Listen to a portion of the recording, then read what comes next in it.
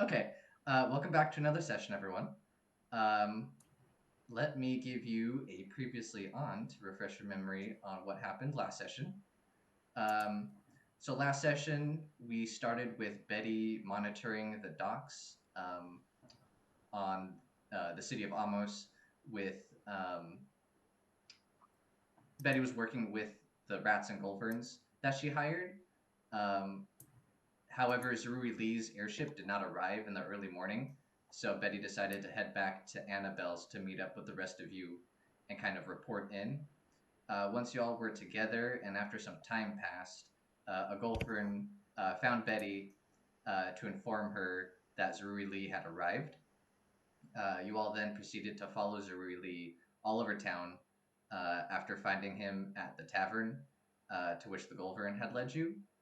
Um, you then follow Zerui Lee. You then followed Zerui Lee to the tennis stadium, where Folly and Harvey buy tickets and go inside to keep tabs on him.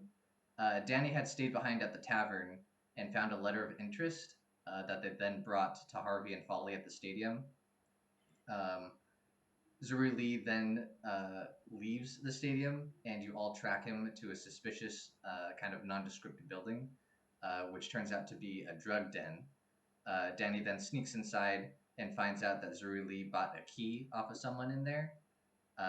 Betty then walks inside and interrogates that person, who, by the time they get there, this person is super high, and they give you a general idea of what the key unlocks.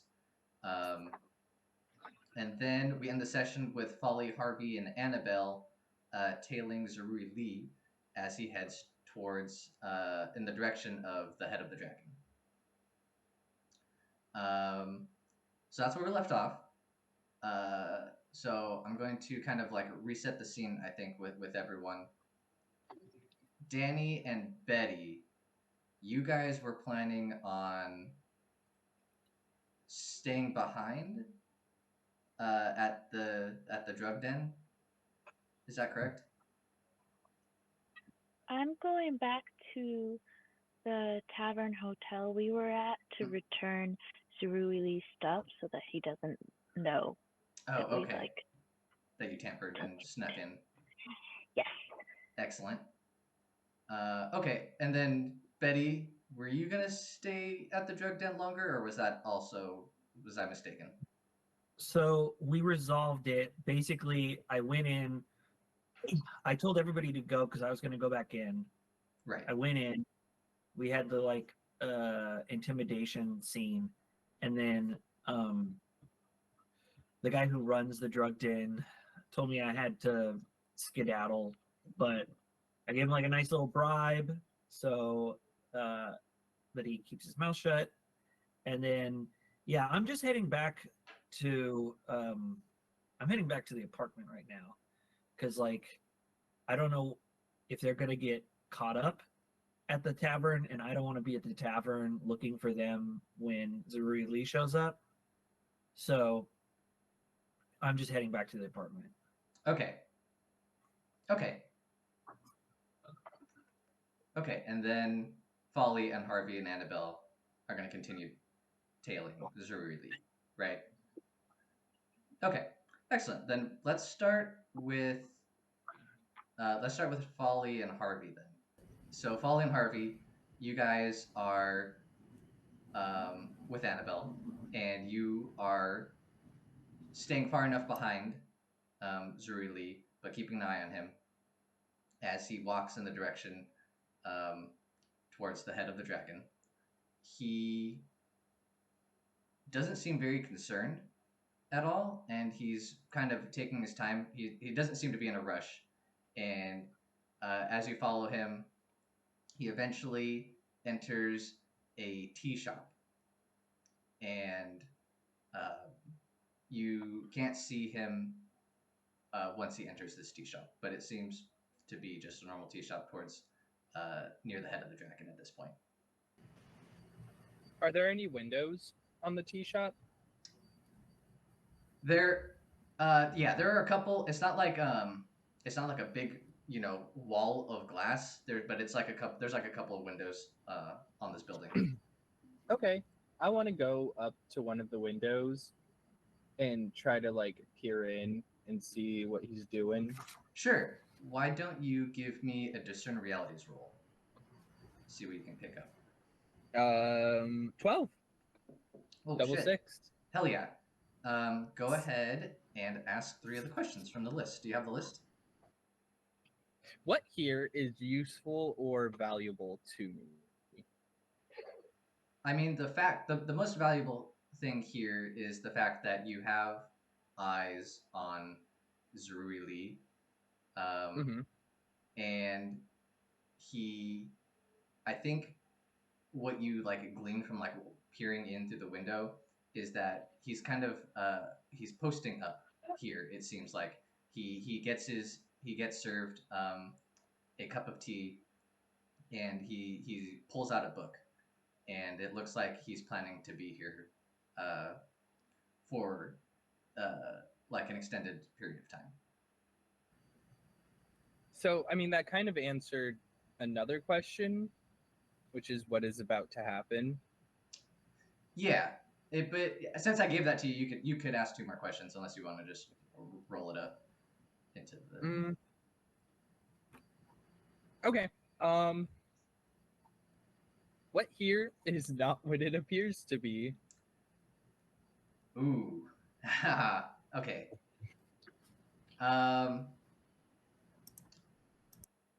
Everything seems pretty normal. You can tell that this is like a legit tea shop. Everything is pretty normal. This is like a pretty it's like a pretty popular tea shop. But I don't know. I think the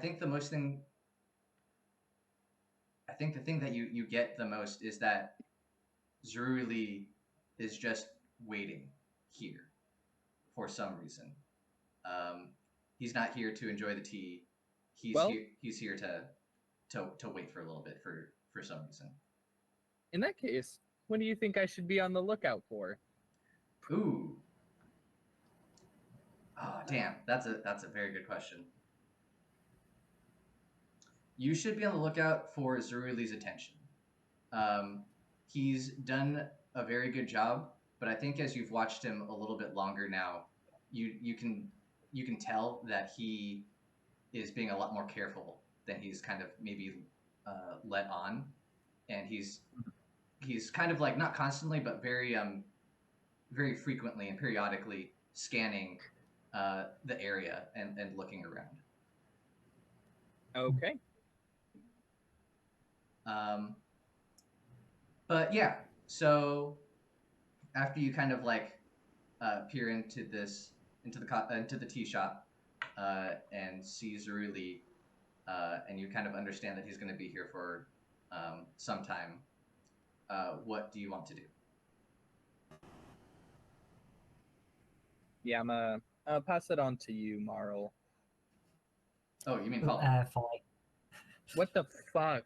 Folly. Oh my god. Oh We have man. too many names and too many characters. I know. It's correct. Yeah, I feel they're similar sort of character genre. They do have very similar vibes. That's I listen. I like playing a certain type of guy. Yeah. Annabelle is still with us, right? Yeah. I think Folly, after Harvey kind of relays all this information to them, Folly's going to turn to Annabelle and say that, Annabelle, you're of the 3 of us, you're definitely the least conspicuous. I think Folly's just kind of gesture to, they're a halfling, and not there aren't any other halflings here, but it's a elf city, and Harvey is wearing a full suit of armor, which, again, not like that's unheard of, but it still stands out a little bit. And I think Folly's gonna ask Annabelle if she can go in there and kind of keep watch inside, and then maybe like make some kind of signal if Zero really gets up or leaves or something. Yeah, Annabelle's gonna be like, yeah, I think I can totally do that. You don't need me to like, or I shouldn't talk to him, right? You just want me to keep an eye on it, right? I would say, yeah. Don't talk to him if you can help it. I would rather not. I would rather he doesn't know that there's anything going on. I don't want him to suspect anything. Right. Okay, yeah. How should I signal you? Are you going to be outside of the tea shop, or how should I let you know? Yeah. What like are there any other like shops or stuff like in the surrounding buildings or across the street?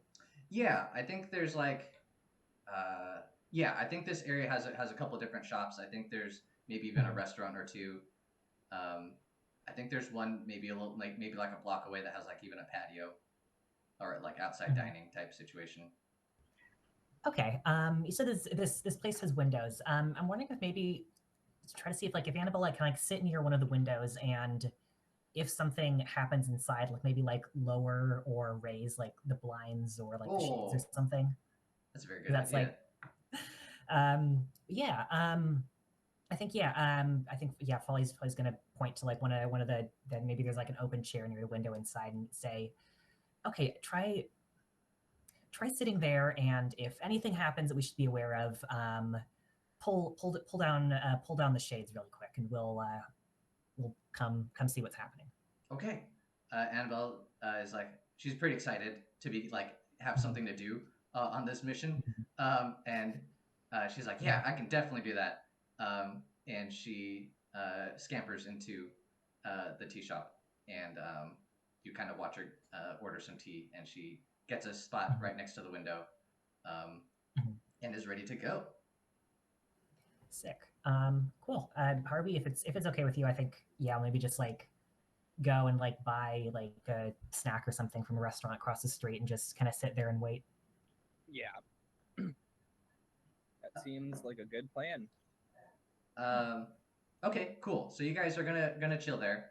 I'm going to shift the focus back over to our other players. Danni, you are headed back to Zeruli's room. You make it back to the tavern, no problem. How did you sneak in the first time? I forget. Did you have the key? Did someone give you the key, or did you transform into like a spider? No, I pickpocketed because I was That's right. preparing for larceny, and so we decided it would be reasonable for me to have some lockpicks on me. I think this time, given the circumstances, I'm just gonna go up to the waitress who was kind of chasing me before, and I'm gonna say, I did steal some stuff from a customer of yours, but I'm here to bring it back. I'm here to do the right thing. And then like hold up the bundle of like the really stuff that I took. She gives you like the nastiest glare, and she snatches the bundle from your hands, and she's like, "Get out of this tavern." Wait, I need to put it back myself so I can put it back where I got it from, so that he doesn't know he was robbed. Oh, okay. We are gonna have you make a roll for this one. Okay. She does not want you back up in that room. And she is. I don't think she's actually taken the stuff from you yet, because it sounded like you didn't want to give it up yet. I think she made an attempt to grab it, and you may have like swooped it out of the way before she grabbed it. I was trying to say that in character, so I'm okay if she grabbed the stuff. I'm just gonna be like explaining, like, I don't think it would reflect well on you guys if somebody stole somebody's stuff right under your nose. So it's actually in your best interest to let me go. Dang, that's so good. Okay, that sounds like a parlay. Okay. I think you're attempting to manipulate this person, and I think your leverage is like it makes them look bad that someone stole from one of their customers. Okay. And that you can kind of like rat them out or like make them look bad. Okay, cool. 2d6s? Yep, 2d6s. And then I don't have the parlay move open for that's okay. I looked it up. It's charisma. Okay, yeah, I that can makes do sense. that. That's a 5. No, you got a 5? Yeah, I got a 2 and a 1, and then I have +2, so there we Oh man. Okay. Well, this does not go. Okay, so this waitress, uh, her name is Sarah. Sarah Oh, um, looks at you and shakes her head. Absolutely not. You cannot be trusted. Um, you created such a ruckus earlier. Um, it's not happening. It is.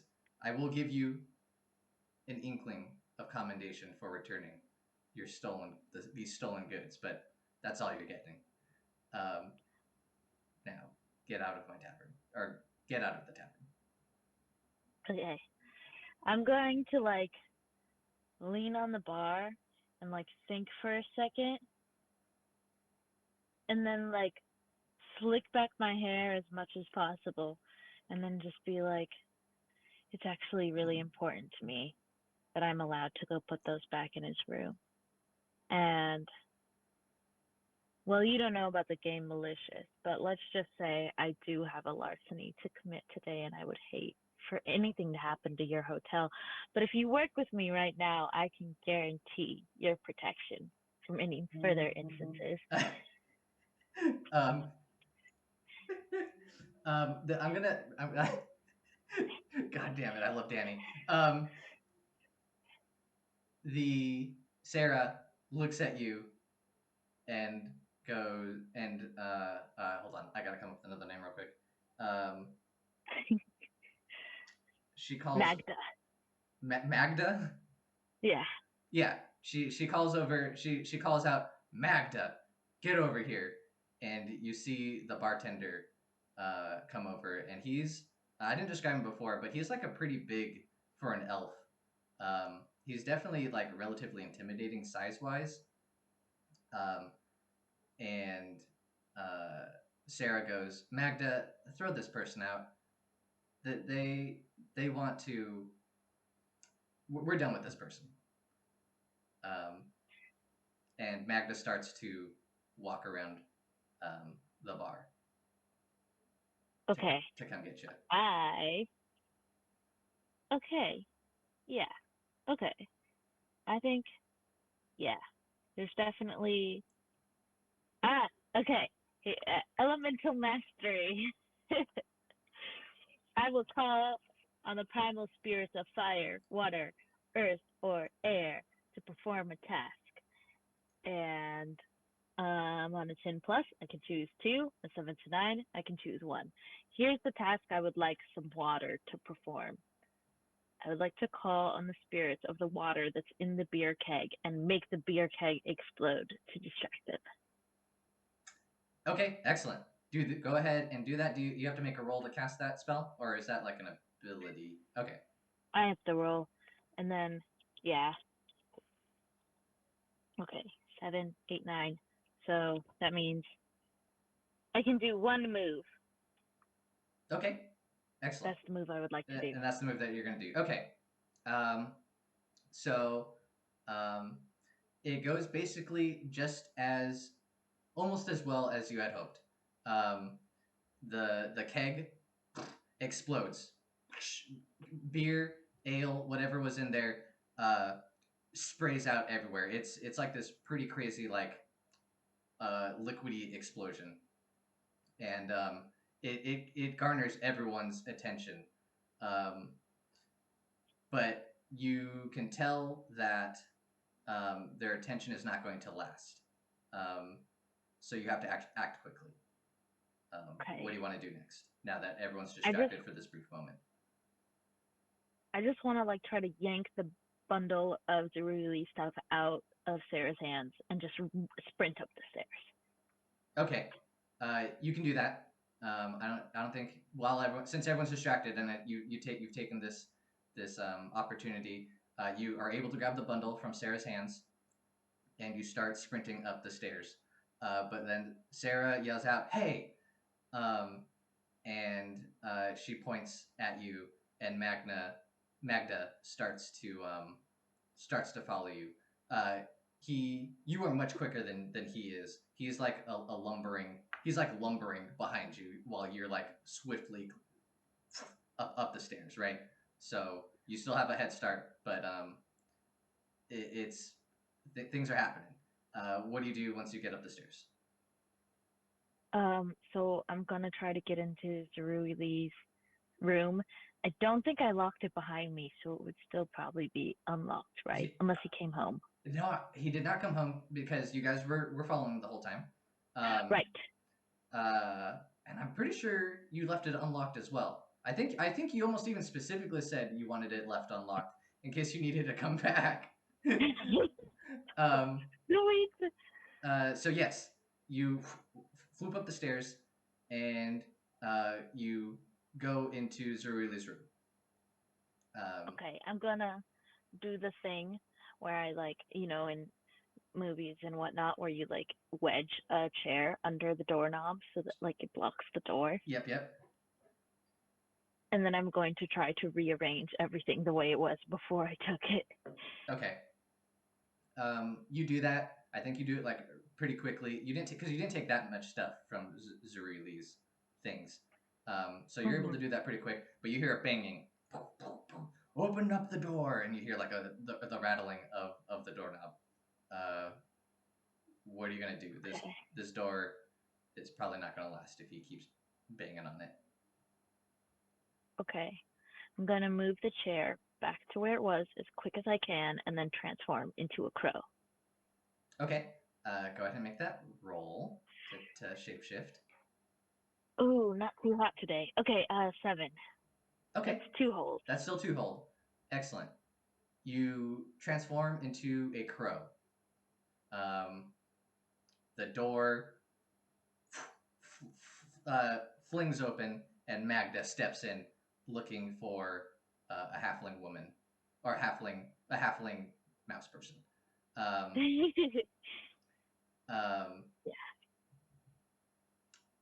He doesn't see you. What do you do? I feel like this is happening all really quickly. What do you do when the door flings open and Magda steps in?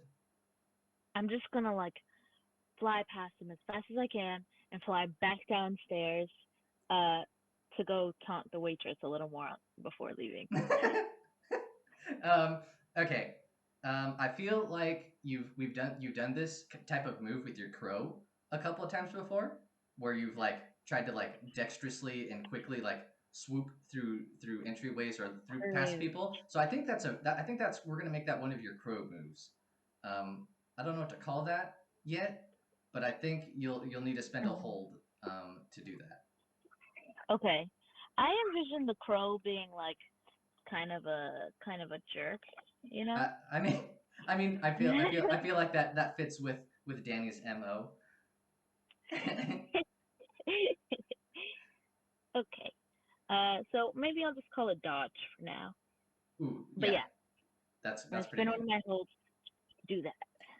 When you spend a hold, you don't have to roll again, right? Or No, you don't have to. Yeah, I have to look into I that. don't think so. I just get... Because do you have to like because like in this case like I'm thinking of making you roll a defy danger. Oh yeah. But like and that would also like with that you would also have to spend a hold.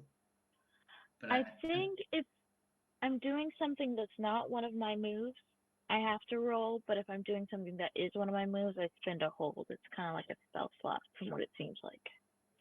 Yeah, I think you're right. We'll go with that for now. I'll look. I tried looking into that, and it seems like that's the way. It just seems super cool. Pretty OP. It's pretty OP. So yeah, so you go ahead and spend the hold to kind of like fly right past Magda, who like just sees like a blur of black as you whiz by him and swoop down the stairs. Okay. And then I think we're gonna leave you here, Danny, while you're kind of like pecking at Sarah, or like I don't know what you're doing, hopping on the barn and messily picking at peanuts or something. I don't know. And then let's go with Betty. Betty, you are walking back to Annabelle's dorm room, right? Yeah. Okay. I was thinking on the way there, I think I noticed I went there before, but to the temple to the gods of death that is like on this particular dragon island. Yeah, it was one of the first places you went to when you first arrived. Yeah, so I'm gonna kind of walk in there. I think there's like a little pool of like stagnant water where like mold is growing. It's like a tribute, and I'm just gonna like take the edge of my like the end of my stiletto and like dip the blood in there as kind of like a little tribute. And then I'm gonna see if there's anybody else in here. Oh, so it's pretty empty. There are like a couple of people. I think there is like one, like we're gonna call her a priestess, who is kind of like attending to the candles and the incense, and the various altars that are at the front of this room. And then I think there is another person who looks just some random person. They're a random elf who looks to be praying to one of the altars that is in this temple. So I think the priestess is like attending the candles, and then just like shadow moves behind her, and she just hears like, "Oh, hello there," and she goes, "Ah!" And she like turns around, sees Betty. He's like, "Oh, sorry to scare you there. I was just wondering if I could ask you a few questions there about your faith and this whole deal that we got going on here. It's quite a lot of show, I gotta say there. I don't know. I was wondering if I could have a talk with you about, metaphysical interpretations of the universe and such." Yeah. So after she gasps, she's like clutching her chest, her heart's pounding, and she catches her breath, and then she finally gives you like a small smile, and she's like, "Certainly, I'd be happy to discuss any questions you may have." Okay. Great there. Okay. So I've never really been much of a religious person. So you worship I am a worshiper of the council. I do not have any particular allegiance to any specific member of the council. I I offer my services to the whole council to maintain the balance. Okay, but like you know how parents say that they don't really have a favorite child, but they do, and it's pretty obvious which one is the favorite. I mean, who's your favorite? You know, I think she kind of chuckles a little bit, and she goes, "All right, don't tell any of them, but I do have a soft spot for Mallow. He is the god of funerals and the underworld." so he's pretty popular. I mean, to say that any of these gods are popular, I don't think would be a true statement, but he is definitely more commonly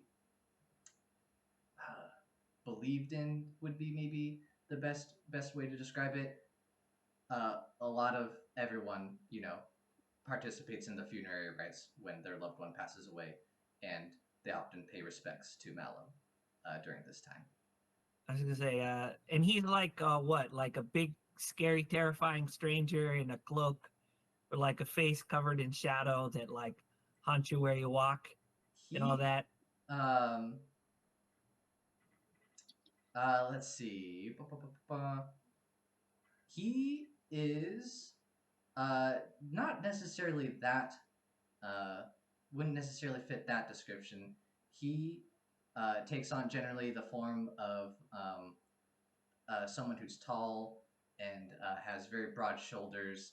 But his defining feature is that he wears a veil over his face and often has dirt under his nails as if he was digging graves with his hands.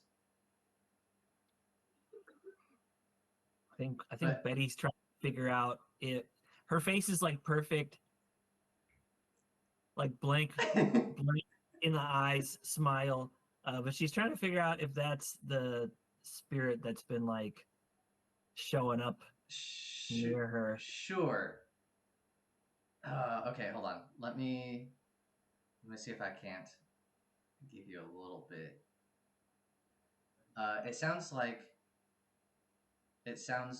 you are curious about a particular deity sitting upon the council. Do you know of any symbols? Have they ever appeared to you? Is there anything that you can tell me about them? Any sort of description that can help me help you?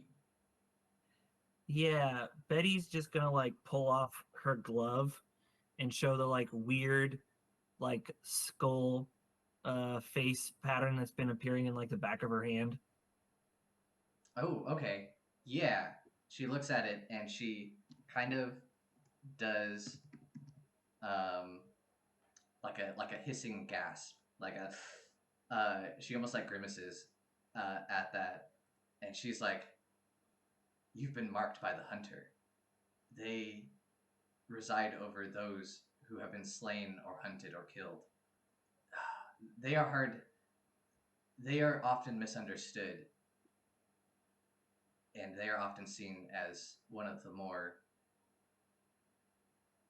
how should I say, aggressive of the council." Well, it's a good thing this is just a tattoo. And I'm gonna be like, best of luck. And I'm gonna slap her on the shoulder and I'm gonna get the fuck out of there and go back to Annabelle's. Okay, excellent. All right, yeah, you head back to Annabelle's, like no problem, and I think you get into her dorm, and you kind of like sit down and maybe ruminate on that information that you've received. Let's go back then, since Zach stepped away for a second. Let's go back to Annabelle. Oh, not Annabelle. Jesus Christ. To Danni, real quick. What do you do? What are you doing right now? What's it look like? Well, how do you know Sarah before you leave? I was wondering if she had any jewelry or other valuables on or about her person. Yeah, she has a pair of she has like a pair of earrings on that have let's see, what gemstone would be good? Rubies. With like some rubies in them. In the earrings. Okay. I'm gonna try to steal those via my beak. Yeah. You're gonna try and peck the earrings out of her ears. Okay. Yes. Sure. Oh. I feel like that's gonna be a defy danger. Yeah, for sure. For sure. It sounds like you're gonna try and do this pretty quickly while she's probably gonna be swatting at you. Yeah. Sounds like probably Dex. Yeah, probably Dex. So go ahead and do a defy danger with your Dex modifier. 11. That's a full success. So you don't get hurt, and you set out to do what you wanted to do. So you swiftly, I think they were like fish hook earrings. So you were just able to like slip them right out of her ears like no problem barely before she even noticed. She was That's great. I was really hoping it wouldn't get nasty. Yeah. So you now have her 2 little earrings in your beak. What do you do? My intention is probably just to fly and try to catch up with Folly and Harvey. Okay, excellent. Yeah, I think you fly away. I think the last thing you see from the tavern is Sarah running out and like waving a fist at you as you fly above all the buildings. And I did offer her my protection, and she turned it. She did turn it down. Yeah. So you fly towards the head of the dragon, and after some like circling, kind of like in that general direction, you see Harvey and Folly. Harvey and Folly, where did you guys end up going after you left Annabelle at the tea house? We just went to like the nearest sit-down place that we could keep an eye on. Yeah, you said there was like a out area with like an outdoor patio or something. Yeah. Mm-hmm. Yeah. Okay. So we're definitely just vibing out wherever Okay. that. Nice. Yeah, Folly's trying to make awkward small talk with Harvey. Well, Harvey is eating an unprofessional amount for this being a sting operation. Excellent. He's ordering stuff, and yeah, Folly's Yeah. like, so tell me about your parents. What are they like? Oh, you know, you're cool. That's nice. That's nice. Yeah, that's really cool. And just like that over and over again. This is like one of those episodes on a sitcom where the 2 characters that never hang out accidentally end up hanging out. Yeah. And then to Folly's probably great relief, a crow lands right next to you guys. Yeah. I'm just going to land on Harvey's shoulder, and I still am just going to sit with like the little earrings in my mouth, but you can like probably see a maggot like slowly making its way across my eye. Ugh. You know? God, Danny's so gross sometimes. Folly is gonna see the earrings and is like, where did you get those from, Danny? I'm gonna like caw, and they're gonna like fall out of my mouth. And then I'm gonna spin my hold to like turn back into a little mouse person. Yay. Excellent. Yeah. And the moment I turn back, I'm gonna be like, larceny! Oh my god. Okay. So you all now, or the 3 of you, are chilling at this restaurant. I think you're there for, let's see, you're there for like probably a good couple of hours. I think you're just sitting and waiting, and then the sun starts to set, and it's getting to be fully dusk. And you see that there's people like walking outside and lighting the lanterns for the businesses that are going to stay open for the evening. And even the tea house that Annabelle's in, someone walks out and lights up a lantern at the entrance and a little bit around the building. And then as it's just about to get like fully dark, it's in that weird like really dark twilight type of lighting, you finally see the shutters slam down really quickly, and just a few seconds later you see Zerui walk out the front door. Ooh. Okay. Does he just start heading down the street? Yeah, he starts heading further towards the head of the dragon. Okay. What do you guys do? Yeah, I guess wait. Wait for him till he's kind of like I don't know, maybe like a few hundred meters down the street, and then get up and start following. Okay, Yeah, cool. That seems like the move. Yeah, I Can think. I say I have a little like cloak that I can just pull the hood up? Yeah, I think you would have a cloak. I think Danny. Do you normally have a cloak, Danny? The way I picture myself, I do. You know Okay. the mice from what's the game? Root. You know them? Root? I don't know. Yeah. I don't know if I know that one. Oops. Wait. What's the game, Jacob? Mouse guard. Mouse guard. Oh, mouse guard. Yes. That's Okay. That's the way I picture myself. Thank you. Yes. Oh, okay. Yeah. You okay? Yeah. Yeah. Yep. You could totally It's have a funny. hooded cloak. Root is also another RPG where you play as woodland creatures. And it's medieval, so I understand Oh. why. Because there are mouses dressed in little medieval garb in Root. God, those sound like such cute games. And it's in our Yeah. living. Wait. That's the reason I wanted my Oh. tattoo, because of that game. Look, she's got a Oh, little sword. how cool! Yeah. From Look. that game. Hold on. Oh my God, you have so many games, dude. Oh, there it is. Oh yeah, they call us Oh now. yeah. Oh, how cool! Look at that little guy. Look at that little guy. They look cute, except in Mouse Guard, you're basically like if a Vietnam War veteran was a mouse, and in Root, you can play like a person who commits like arson. Oh, okay. The themes are slightly different, is what you're saying.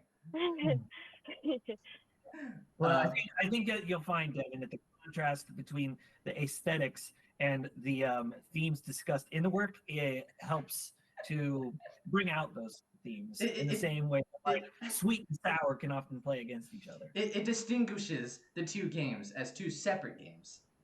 Yeah. Excellent. Yes. Long story short, Danny, you have a cloak that has a hood, and you may pull that hood to further hide your appearance. Sweet. I'm gonna put on my new earrings too. Goddamn. Right. Danny's the best. Danny's the best. Yeah, so as you guys take off, Annabelle like rushes out and she rushes up to you guys and she's like, "Did you see the signal? Did you see the signal?" I think Folly is also very excited that like worked and is like, that was so cool. It worked perfectly, right? You guys saw it? You did that so good. I'm so excited. This is the best. This is the best. We love when the signal works out. Yeah. Yeah. She pulled down that blind so well. Thank you. I really appreciate it. You guys reacted like spot on. I could see it. I was like peeking through the blinds. And I saw you guys eyeballing him as he walked away. So now the four of you are trailing behind Zeruli. And Zeruli he's acting a lot more, he's trying to be a lot more discreet, you can tell. He is sticking to some shadows. He's moving a little bit more, maybe like staccatically, moving from one shadow to the next, trying to he's like turning away from any passersby that he walks by, and eventually you see him approach. This is from a distance. You see him approach what looks to you guys to be a temple, and the main defining feature of this temple is this absolutely massive and towering pagoda. And Zuri Lee kind of like goes up to one of the doors, and you see him pause there for a second, because you guys aren't super close. You see him pause there for a second, and then he slips into the door, and he is now out of sight. So we're gonna let you guys think about how you want to move on from here. I'm gonna go swoop it back to Betty real quick to see what they're up to. I know that you don't know exactly, obviously, what's going on, but I don't know if you want to. I don't know what you want to do. I don't know if you just want to wait here until you hear word from everyone, or if you want to like maybe try and go out and find them. or do something else. I'm gonna find them, but I'm heading home first. I think I get back to Annabelle's, and I like make sure all the like windows are closed and everything, so that it's like dark inside. Yeah. I think if she has like a candle somewhere or like some incense. She definitely has a candle. Does Annabelle do incense? Harvey, does Annabelle like incense? No. No. Okay, I didn't think so. Annabelle she didn't is seem the like candle bitch. Yeah, she seems more like a candle person, right? Yeah. She's got. There's plenty of candles around, but there's no incense. So I think I like am doing the equivalent of like a pagan ritual with like a Yankee candle. So I have all the lights off, and I'm just there in the dark, and like Bleu is like curled up behind me while I'm like on my knees in front of the like coffee table with this like candle. What scent did you find? Cotton. Cotton. Okay, that's a interesting but kind of nice and fresh smell or scent that you selected. You could say neutral. It's a beige smell. It is a beige smell. Okay, I like that. So I light it, and then I'm just like, this is stupid. I don't believe in this stuff. But I light it and I look at it, and I'm gonna cast guidance. And cool. Yeah, I'm gonna ask like, ever since you started showing up there, I feel like I'm slipping back into some of my old ways. Am I right to think I should follow you? And let me roll that real quick. Let me roll to cast spell. Yes. That's a dirty 10. Oh shit. But when I ask the question, I'm gonna take the hand with the skull on it and just hold it over the candle until something happens. God damn. Betty is so cool. Yeah, when you do that, I think when you do that, there is no pain as you hold your hand over the flame. And I think there is a faint glow from the mark on your hand. So the way that I'm imagining it, you've closed all the blinds. It's already like starting to like, since it was like late afternoon, and it's probably even getting close to sunset by the time you did this. So it's already starting to get dark. And with all the blinds closed, this room feels super dark, and it's basically lit by just this single candle. And the flame is flickering. You're holding your hand over this flame, and there's no pain as you cast this spell for guidance. The light washes over you, and we can kind of see your very contrasted, shadowed face from the light of this candle. And then a voice kind of whispers out, like outside of the boundaries of the light that this casts, as if it's coming from the shadow just beyond the reach of this candlelight. And it goes, "Oh, okay. I'm gonna ask you a question real quick. Yeah. Is there someone who you fear?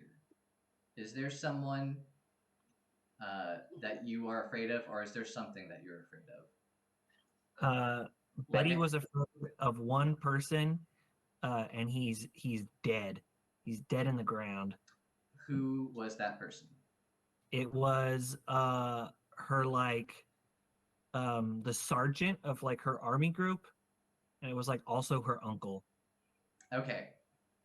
That's such a raw ass line. It definitely makes it sound like you killed him because you didn't want to fear any living person. It's, well, I guess we'll have to play to find out. Okay, the voice is that of your uncle / sergeant, and the voice goes, "You are right to listen to me. you have skills that very few people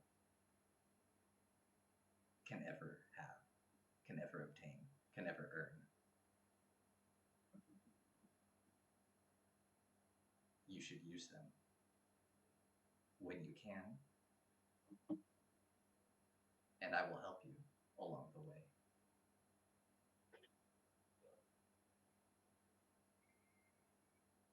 And he pauses to see if you have anything to say.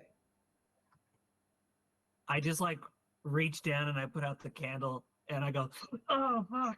And I just like wipe off my face and it's like all covered in tears, like I've been staring directly into the sun.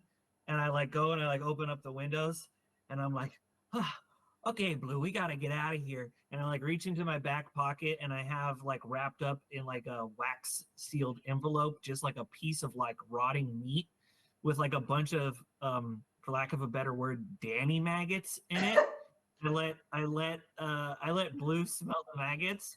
I already kind of know that I already have like an inkling that they're probably going to the spirit temple, which is on the neck from what I tortured that guy about. So I'm gonna head out and I'm walking that way and like Bleu is like walking ahead of me leading the way so that like at some point in the next scene, because they were waiting there for a while and this all happened in about 30 minutes. Yeah. So that's perfect. I think that all happens. You start walking, but I think the only thing is that the mark on the back of your hand throbs a little bit for some time. It's noticeable, but then it begins to fade after some time. But you feel this weird sense of presence that you've never really felt before.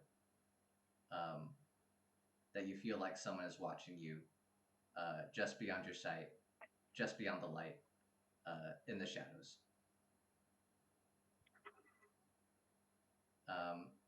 And I feel like you eventually meet up with the crew right as they see Zaruli enter the temple.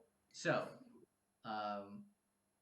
Folly, Danni, Harvey, and Annabelle just watched Zaruli enter the temple at the basically at the neck of the dragon. Moments, like seconds, maybe a minute after you see this happen, Betty, or you see Bleu walk up, and then right behind Bleu is Betty, and Betty joins you. Do you guys want to have a conversation on how to proceed?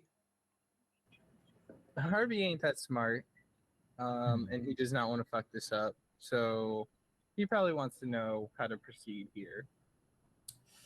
Well, I had a friendly chat there with the fellow that he exchanged information with at the drug parlor. Looks like this is some kind of a spirit temple, maybe a gateway to the spirit world there. Made a pretty crass joke about its location on the dragon. They got one. Where you're from, Harvey, dear? Ooh, they would, wouldn't they? Yeah, not to answer for you, but yes, they would. Each dragon has, I think each dragon has a very similar governmental structure, and this is like part of the government. This temple, all of which reside on each of the necks of the dragons, they are known as the spirit of the dragon. But whether or not Harvey, you visited this temple or not is totally up to you. But you definitely know about it. Like it's a common thing. It's everyone knows about the spirit of the dragon. Yeah. Yeah, I definitely went to the Spirit of the Dragon back on Revuns a lot. we had a large family, which I feel like in this world maybe a stereotype of this our religion. So they pawned us off on the temple a lot. Oh, cool. Um, I like but that. I don't think I've been since I was a kid. Like I think once I got like an inkling of independence, I was just like, fuck all that. Right, kind of a lapsed Catholic kind of deal. Yeah, like definitely not a Catholic turned atheist type thing. Just like a I don't really give a shit. Yeah. Yeah, like I'm not going to church every Sunday. yeah, going to the church is a bother. Like, you know, I'm sure God and I will be square once I get up there. I don't need to worry that much. Yeah. Perfect. Yeah. So I think Harvey tells you all that, Betty. Is it a religious building, a political building, or both? It is both. Both, right? It is both. Let's see. Okay. Again, I don't want to speak for you, Harvey, but I think I'm going to. Just to give you kind of like a lowdown of the governmental structure, which I'm Harvey would know. Harvey would basically know all of this and be able to like explain in a very general sense. Devon, just so you don't feel bad about it in the future, I hereby give you permission to take over Harvey when you need to use him as an expositional tool. Yeah, Like you can just do that. That's fine. I Don't mean, feel bad. I mean, Harvey is like our key person on these dragon cities, and I came up with like a little bit of like backstory that Harvey would know since he like grew up here, right? But you guys we haven't like played through before, so I think Harvey like kind of goes into like the governmental structure of the dragon cities, and Annabelle's also here, right? She would know about it. Yeah, I think so. I think I think Annabelle and Harvey are kind of like bouncing back and forth, like kind of like filling in gaps as they explain how the like the governmental structure is on. No, we're absolutely not going back and forth. Oh, my inner religious trauma is clawing its way forth, and I'm being the overly excited choir boy who's just spouting off and not letting Annabelle get a word in edgewise. Yeah, Annabelle tries. Yeah, exactly. Annabelle tries, and then Harvey just like talks over her and picks up where she was trying to go. Exactly. Yeah. So is it kind of like the Vatican? So the way that the governmental structure works on the dragon cities is the government's known as the body of the dragon, and it's split into 3 branches. The 3 branches are known as the will of the dragon, the spirit of the dragon, and the breath of the dragon. The will of the dragon is like the lawmaking and like public policy branch of the government. It's like where like the emperor sits and other lawmaking officials do The their legislative branch. the legislative branch, exactly. And then there's the spirit of the dragon, which is like a religious branch of the government. It's headed by spirit priests who have a connection to the dragon and the city, and they study the history of the dragon city, and it acts as like a counterbalance to the will of the dragon in the sense that like laws and policies must be approved by the spirit before they can be put into place. So it has to like match. It has to align with like the spirit of the history of this dragon and like what the dragon is like, the spirit behind the dragon in a sense, if that makes sense. And then the 3rd branch is known as the breath of the dragon, and this is like the police force or like the guard of the city. They I mean, unlike American police, this branch goes through much more rigorous training, and they are mandated to study and understand both like the law and then the spirit behind the law. So like they have a very good understanding of what like the rules that they're enforcing and why they are enforcing such laws. Okay. And so this temple is known as the spirit of the dragon, and this is like where this main like religious branch of the body of the dragon resides. Okay. Cool. So Yeah, not a gateway to the spirit world. No, but it's as close to the spirit of the dragon as you'll probably get. I don't know. We'll see how everything goes. Okay. But in any case, Question. yeah. Are there like other people around this like temple complex? Would it be noticed if we went in after Zeruli? Okay. And I guess it would be noticed, but would it be like, oh, what are these other people doing here, as opposed to like, oh, there's some people who are just here on How about business? Or how about you do a discern realities for me, Folly? I would love to do this. And then since you all are together, if someone wants to aid or interfere, that would maybe be beneficial.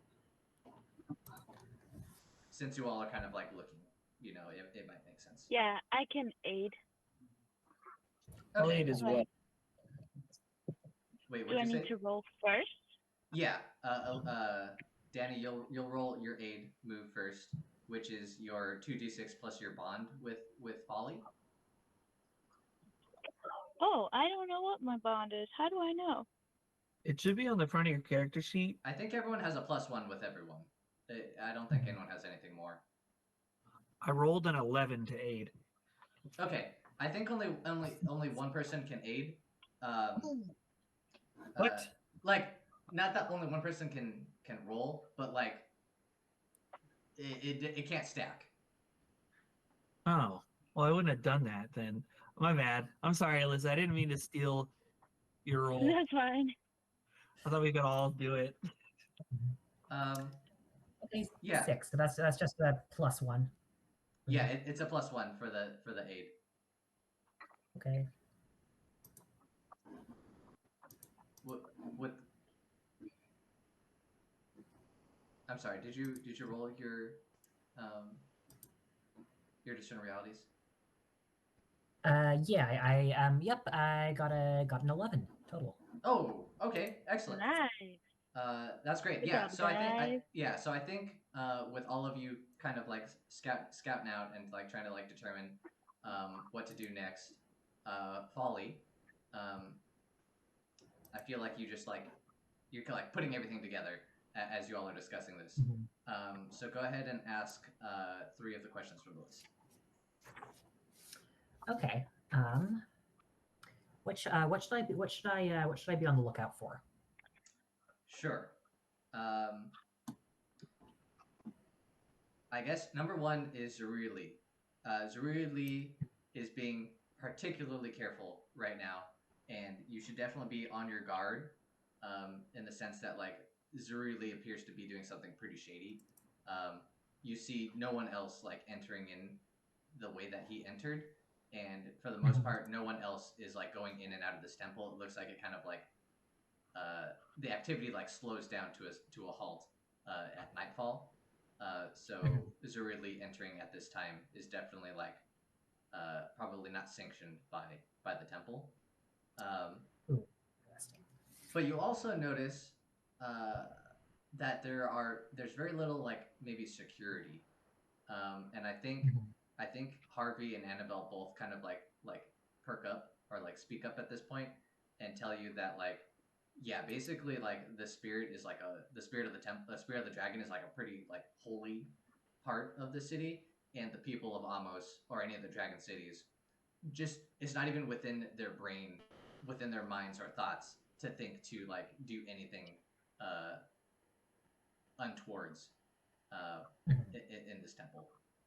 So security isn't that necessarily much of an issue of the temple, but Zeruri Lee is definitely the biggest threat in this case. Gotcha. Okay. What here is useful or valuable to me? Damn, that's always such a good question. I think what's most valuable to you is while you were watching Zeruri Lee enter, you just I don't even know if you saw there's no way you could have seen this, but you have this like just strong suspicion and like just like this logical reasoning. That door is unlocked. The door that he slipped through, it's unlocked. there's no reason for him to have locked it after he went through it. He'll probably, your reasoning is like he probably doesn't think anyone's following him, and he's going to use it to slip back out. And since there's, Okay. yeah. Sick. Final question. Who is really in control here?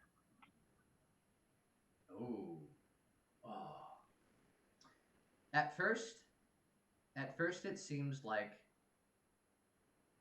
the spirit of the dragon and all of its people seem to have everything on lockdown. But after seeing Zaruri Lee go in so easily and so swiftly, you have a sense that Zaruri Lee has planned this, and he's executing something.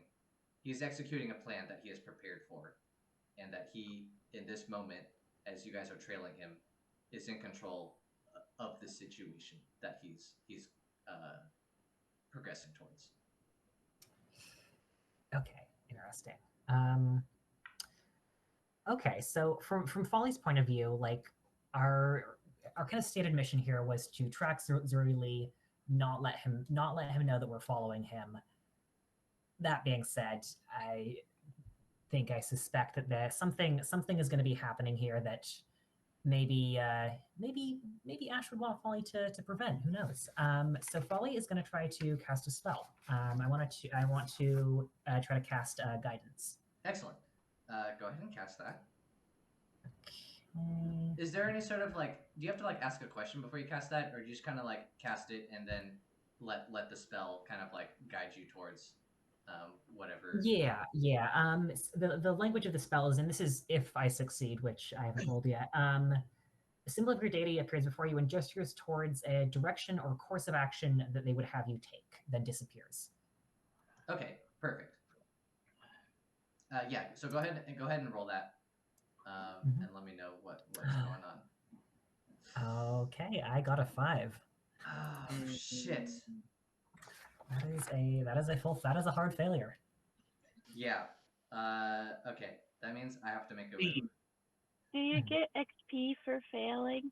Yes. I do get an XP. Thank you for reminding me. Yes, everyone make sure to mark that down whenever you fail. Oh wait, I think you so when failed. I roll a 5 earlier? That was definitely a fail. You should definitely mark an XP for that.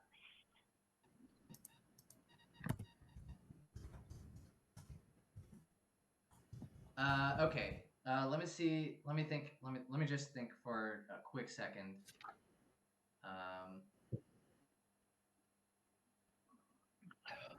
While you're thinking, Yeah. I'm gonna go up to Folly and just kind of like spook the shit out of him, like from behind, like and this is a prayer to, I mean, I know, but their name is you're praying to fucking shit guy, help me out. Folly is like deep in prayer. I think they still have the mushroom that Ash gave them, and they're like, or holding this mushroom and just kind of like muttering something under their breath. And when Betty comes up behind him, just like yeah, and then like quieter is like, Ash, you know, I have told you about Ash so many times. Why can't you remember my god's name? No, it's I know Ash. Okay, there. It's just, does he maybe have like another name there, like the hunter? What are you talking about? I'm trying to pray. Nothing. Don't worry about it. There. that's why Right. you fail. And that's why you yeah. fail. I think we'll see. We'll consider that's why you failed. And I think it's like one of those moments where like you get distracted, Folly, by this conversation with Betty, and you miss the symbols that your god was like trying to give you, and we like us as the viewer, like we see you and Betty talking, and then like in the background we see like the symbols like flashing or like appearing, but then but you end up getting like wrapped up in this conversation with Betty, and it I think goes on like a little bit longer as you kind of like at first are like a little annoyed that Betty is like doing this, but then like Betty's also like talking about these gods of death, which is like something you are very well versed in. Mhm. And so you end up in this conversation, and then I think you hear a voice in your head, and it says, "You must move now. You're running out of time." Ooh, was that me or Betty that heard that? That was you, Folly, that heard that. Oh, okay. Um, interesting, because I feel like that is not a way that Ash has like communicated with me before. But yeah, I think Folly is going to break off like mid. I think Folly was kind of doing what Harvey did earlier, and is just kind of doing is just like info dumping about like I don't know like their like religious religious background, but like breaks off mid sentence and is like, I don't know I don't know what he's doing there, but I think we have to make a move now. And Folly is going to approach the door to the temple and try to very quietly open the door and take a look inside. Sure. Yeah. So all of you see Folly kind of like pause mid conversation, just like, "Oh, I gotta go," and they run to the door that Zuri Lee had passed through. Folly, you open the door with ease. It's unlocked. Your suspicion was correct. Zuri Lee did not lock it behind him.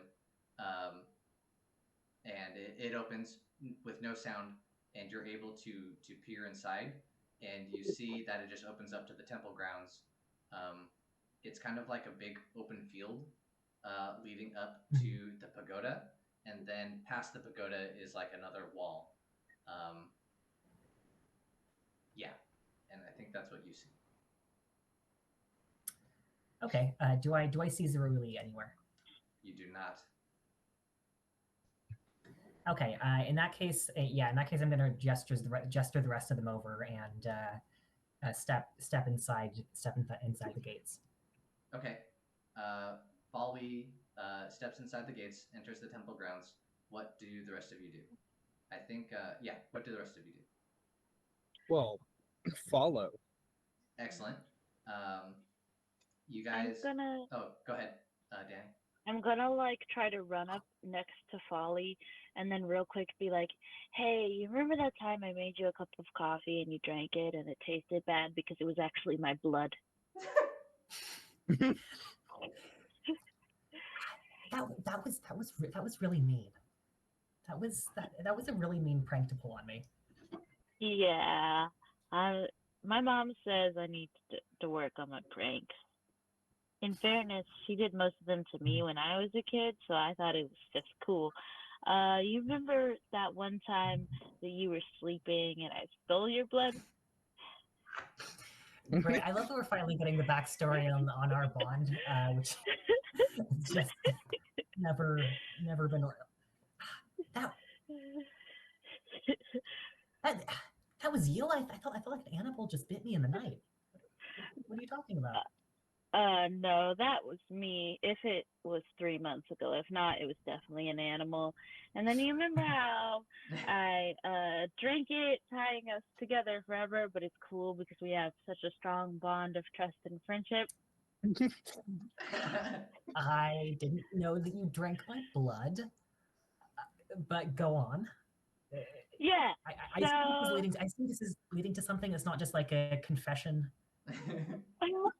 Yeah, definitely. I wouldn't be confessing for sure if it wasn't leading to something. I'd have definitely kept it secret with the other things. Anyway, hold my hand, please, because I have a new power, and I think because we're tied together, it might work. Because I was working on kind of a thing with the blood exchange. You know what I mean? I don't know what you mean. And Folly will reach out and take Danny's hand. I'm just gonna be like, yeah, basically blood is just really powerful, like while holding your hand. It like connects you to the physical realm, but it's also there's a spiritual element to it. And so that's kind of what connects you to the spiritual realm. And I feel like because this place is kind of on the verge, like a place in two worlds, it might have some really powerful spirits hanging around here. I don't know. Just tell me if you see anything weird or, unusual. If you start to see things that seem traumatizing, let me know immediately, and we'll make sure this trip is comfortable for all of us. Right. What happens when I take Danny's hand? I think I need to roll. Yeah. Okay. You have to roll for your move, right? Mm-hmm. Yeah, go ahead and roll. 30-10. Hell yeah, that's a full success. What happens on a full success? You get a vision of significance to you, your allies, and the spirits around you. And on a 10+, it will be clear and helpful. So probably I would have to freeze for a minute, and I'm just in communion with the spirit of the land, and Folly's just holding my sweaty little hand, and and then eventually we would get a vision. Okay, yeah. Okay, that's super cool. Yeah, I like that you need to have, or not that you need to have, but I mean, kind of. That's kind of how you set it up. You need to have Follies you need to be physically touching Folly in order for this to happen. And so you kind of Folly takes your hand, and then you call upon the spirits in this area. I think Folly and Danny almost for the briefest of moments, their perception becomes one, or their minds become one. It's like this weird melding of minds. And I think with their combined powers, the both of you can feel that Zeruli has ill intent, and that what he's doing is going to harm the dragon immediately in a more immediate sense, but also beyond that, his intent is going to disrupt peace in the entirety of the world. Oh, for sure. Yeah, and that you need to, and I think also on top of that, they show you that Zeruli has moved beyond the temple grounds and is going past the far wall beyond the pagoda and further up the neck of the dragon. Okay, I think once this vision is becomes clear, I think Folly's gonna kind of break the grasp of Danny's sweaty little hand, and it's just gonna start running towards where Zeruli has gone. Yeah, so Folly takes off in front of you guys. They're kind of heading the lead towards the back of these temple grounds without explaining anything. You just see Folly sprint away from all of you as if he understands something that you guys have mysteriously missed. And Folly is heading towards the back of the temple grounds, towards another door at the far wall, past the pagoda. Well, I don't want Folly to get fucking killed, so I'm gonna follow Folly. Yeah, I will sprint as well. Okay. Generally speaking, if anybody starts sprinting, I start sprinting too. That's just animal instinct right there. It's just animal instinct. That's hilarious. Yeah. Devon. Yeah. So we're at a pagoda. Zeruli entered the grounds around the pagoda, but did not actually enter the pagoda itself. Yeah. So the pagoda is the actual tower, right? The tower. Yeah. Around the pagoda is a wall. A wall that just surrounds and protects the pagoda. Okay. There's a main entrance, but then there's these side entrances that maybe the monks or the priests or the people who work there use, so they don't have to pass through all of the more common folk who come here and visit. And that's one of the entrances that Zerui Lee used. On the so you guys entered in from like the front of this wall, right? Folly and also Danny like got a vision that Zerui Lee went through the far wall on the opposite end of like the barrier that surrounds the pagoda. Okay. Yeah, indicating that Zerui Lee did not enter the pagoda and went past it through the barrier and further up the neck. Okay. Cool. Yeah. Yeah, I'll follow. Okay. Yeah. So Folly sprints off in front of everyone. Everyone, I feel like, has like a shocked face for a second.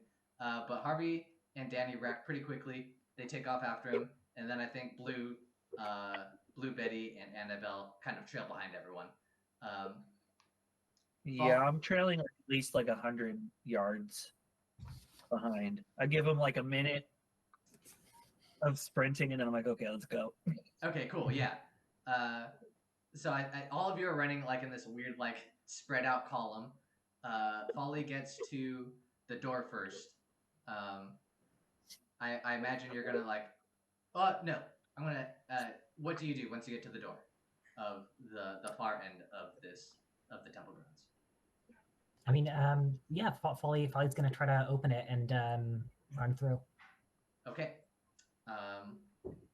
You open the door, and you run through, and you get maybe 5 steps past the door. You see immediately in front of you 2 large skeletal rats, kind of like almost as if they were guarding the door. And I think you stop before you collide into them, but they immediately hiss at you. What do you do? Okay, I want to try something, and I'm not sure if the language of the spell allows this, so feel free to tell me no. I want to try to use the spell animate. Well, again, this is if it's successful. I want to try to use the spell Animate Dead, which allows me to invoke a hungry spirit to possess a dead body and serve you. I want to try to essentially take control of one of these rat skeletons. Ah, shit, that's super interesting. It does the language it does say a recently dead body, which if that's not allowed, totally understand. That's not the issue here. The issue is someone else has cast that on these 2 rats. Actually, go ahead and do it. I think. Okay. I think normally like you're trying to like just invoke a spirit to enter the rat, but I think in this case, you're trying to like turn the spirit under your control. Rather than like have it enter. Okay, yeah. Yeah, I think you're trying to turn it so that it's under your control rather than it under someone else's control. That makes sense. Okay. Whew, okay. I was like, if that's another failure. Okay, that is a 7. Sick. What happens on a partial success? Is there anything I will say on cast a spell, if I get a partial success on a 7 to 9, I draw and welcome attention, or my casting, or I take a -1 on going to cast a spell, or after it is cast, the spell is revoked. You get to choose, right? Or is that a GM choice? I think it's a you choice. It just says choose one. I'm not sure if it might be a GM choice. That's up to you. You get to choose what happens. Okay. Given that I am already kind of in a weird spot, and I'm already going to take a -1 ongoing while the spell is active, I'm going to have the spell be revoked by my deity. I cannot cast the spell again until I commune and have it granted. Okay, excellent. Yeah. You go ahead and cast a spell. You feel the spell feels different to you.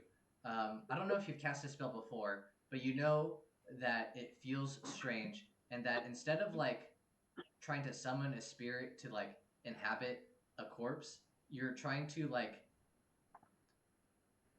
turn the allegiance of the spirit that's already inhabiting this rat. And it happens, but it's a struggle.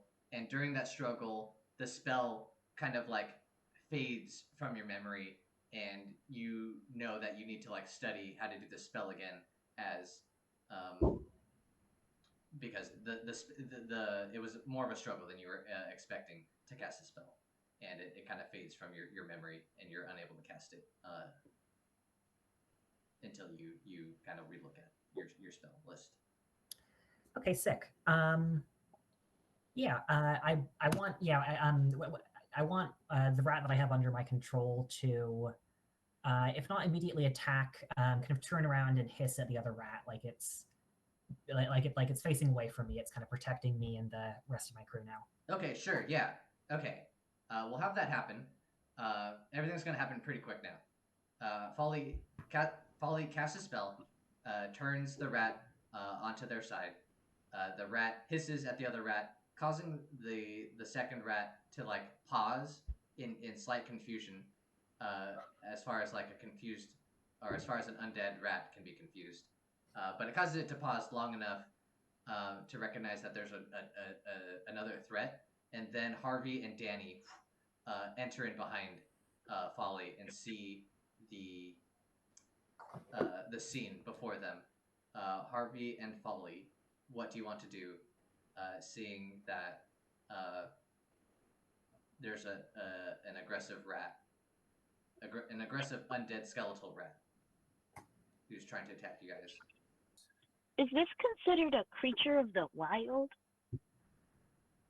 I would say no, simply because it's a reanimated dead rat. So like you probably aren't gonna generally find this in the wild, except for like pretty specific areas. Okay, in that case, I'm just gonna do a little spin with my shillelagh. You probably forgot I had that, but I didn't, because it's written down. And then I'm gonna try to whack the rat with it. Be like, no! Okay, excellent. Not the one Folly's controlling, the other one. Yeah, the other one. Sure. Go ahead and roll hack and slash, since you're attacking with your shillelagh. That's a 6. How you feel about that? That's not good. Yeah. Yeah. So I feel like Danni, you run up, you pass the door, and you see the scene before you, and you like immediately assess the situation, and you find the rat who is the enemy, and you run up and you try to attack this rat. The rat is a lot swifter than you were expecting, and it basically dodges your initial attack, and then it lunges forward and it bites you, and it's gonna do. Oh well, I gotta listen to the dice. It does 1 damage. If I have 1 armor, that means it does no damage. It does no damage. What type of armor do you got, Danni? It's a move, bark skin, as long as my feet touch the ground. That is so tight. Yeah, the rat dodges your attack deftly, and then tries to, or it doesn't try to. It goes and it lunges at you, and it tries to bite you, but it was not expecting your bark skin, and its gnaws just kind of like scrape against your unnaturally hard skin, without dealing any damage. Yeah. Oh, is a 6 a fail for the purposes of taking XP? 6 is a fail for the purpose of taking XP, yes. Okay. Do that real quick. And I'm a go ahead and come swooping in with my flail. Hell yeah. Oh, 7. Okay, that's a partial success. Okay, yeah. So you go ahead and roll your damage against the rat, but they're gonna do some damage against you. 5. 5. Hell yeah. You get in a decent hit on this rat. Your flail hits it like in its side, and it kind of like floops over on its side, but it rights itself really quickly, and then it lunges itself at you, and it's gonna do. Let's see how much it's gonna do. It's gonna attack you back. And Yeah, it's, we'll see. yeah, it's gonna do. Well, yeah, we'll see. It rolled 6 damage, but against it does 1. It does 1 damage total. Yeah. So through all of your armor, it I feel like it like bounces off your shield, and it just like clips Oh. you. It clips you in just like one of your like weird spots where like you're not fully armored, and it deals. Oh, wait. Oh yeah. Go ahead. I do have a question, Yeah, yeah. actually. Yeah. Go ahead. Can these things be poisoned? Oh, can undead things be poisoned, Zach? God damn it! You're asking the hard questions here. Because Blood. if How can you poison it if it has no blood? I'm just I'm gonna say. all I was given was poison minus 1d4 damage on a hit. Oh shit, that's very good. Okay, I'm gonna say. So it feels okay. relevant for this. It does feel relevant for this. I'm gonna say. Okay, let's have a quick discussion. I feel like undead things cannot be poisoned. Cool. Is that a fair like judgment? Yeah, Like I just felt the need to ask. No, it's a good question. I just wanted to like make it clear because that will be something that probably comes up later, especially with your poison weapon. So I just want to like make it clear that I don't think poison. Here's my opinion on the matter. Actually, Yeah. I think that like mindless undead probably, yeah, you're probably right, can't be poisoned. Do I think a lich could be poisoned? Possibly.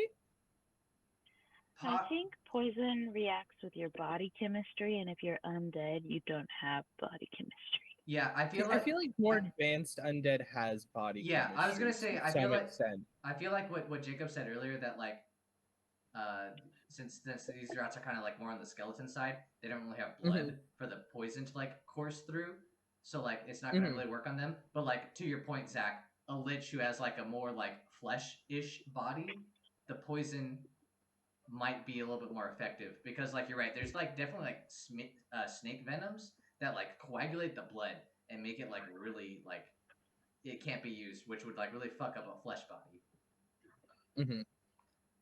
So I think in this case, since these rats are a little bit more on the skeleton side, the poison is not going to affect them. Cool. So I take 1 damage. Yeah. So yeah. Long story short, you take one solid point of damage. God damn, your fucking armor's crazy. Okay. Yeah. So I think I'm gonna ask you, Betty. Do you think that I should do another round with everyone else before you arrive, or do you think you were close enough behind that you, after all this happened, that you would show up and be able to act? I'll tell you what. I think I get close, and I go, and then I look over to the side, and I'm gonna roll hunt and track to try to figure out where Zeruli went.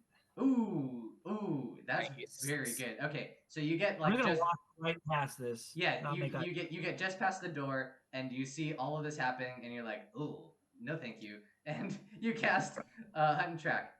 What does that do, and what do you roll, and what's the result? I roll add wisdom plus when I'm tracking, I can add Blue's cunning. Yep. So he has +2. I have +2. That's +4.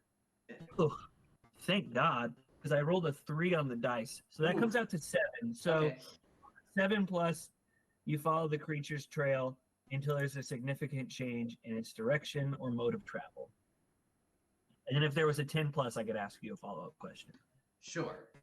I think, yeah, this is going to be interesting because I think what happens is you run past and Blue has picked up the scent and you're following Blue.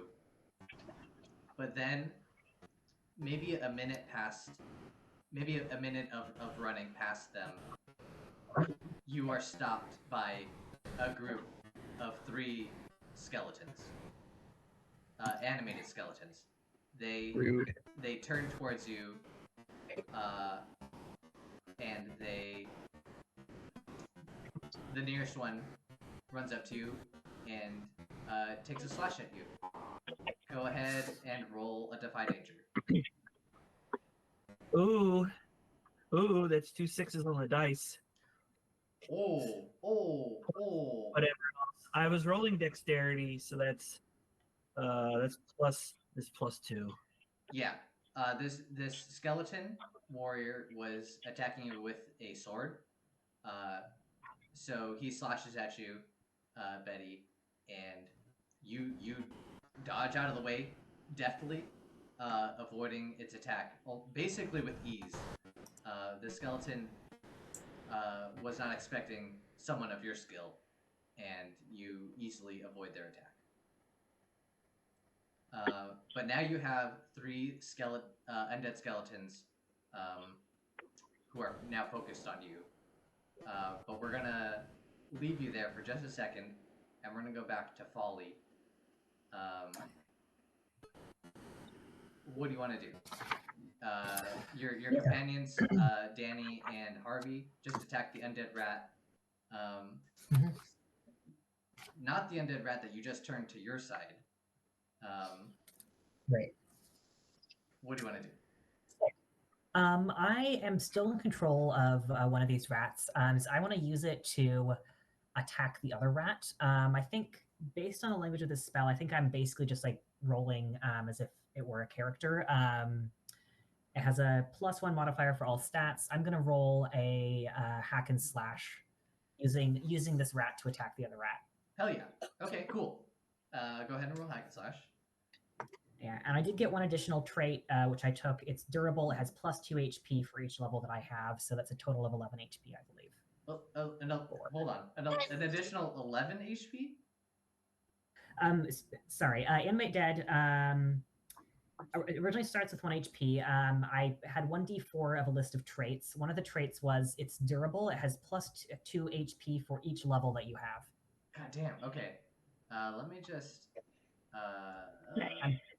Because I had. Pretty sure. No, I had an HP set already. Fuck. No, that's amazing. Yeah, we'll just go ahead and add that. Seems Okay. like this game makes us pretty OP, which I appreciate. Yeah, you guys are supposed to be pretty strong, you know.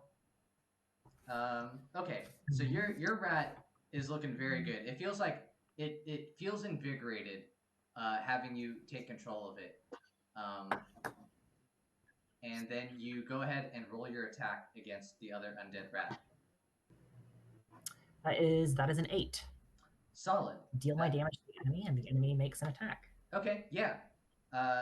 Let's see. Your undead rat is going to deal some damage. So, do you mind if I roll that for you, or would you like to roll it? It does a d6 damage. Why don't you go ahead and roll the d6? Okay. For your rat. Oh, I just rolled a dice manually, and I got a nat 6. Oh, hot damn. Okay, excellent. So it's a powerful rat. Oh shit. Actually, with a 6. Could you please describe your undead rat mauling the other undead rat to death? Okay, I think this the second rat has been turned around because it's been trying to deal with like Harvey's attack. This other rat is just gonna like just kind of come barreling into it and like swipe his claws through, and just all the bones like just kind of collapse around each other and clatter to the floor. That's excellent. Yeah, I feel like there's like a brief moment where like the 2 rats collide, and there is a moment where the enemy undead rat it's going to deal some damage to yours, and it's going to do.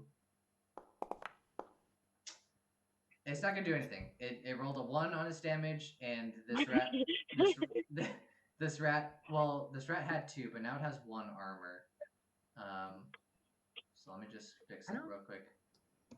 I don't think my rat has an armor, does it? It does. I had some Is it- armor set up on it. Because it's undead, I gave it some armor. But Okay. as it gets hit, it loses its armor. So I just reduced it. So it has 1 armor left, but 11 HP. Mhm. Mhm. The other rat dies. In the little tussle, your rat just mauls it, and you see like just bones and like a little bit of flesh, and its tail kind of like fling out in its weakened state after Harvey kind of hit it and kind of like did some real damage to it, and the rat explodes in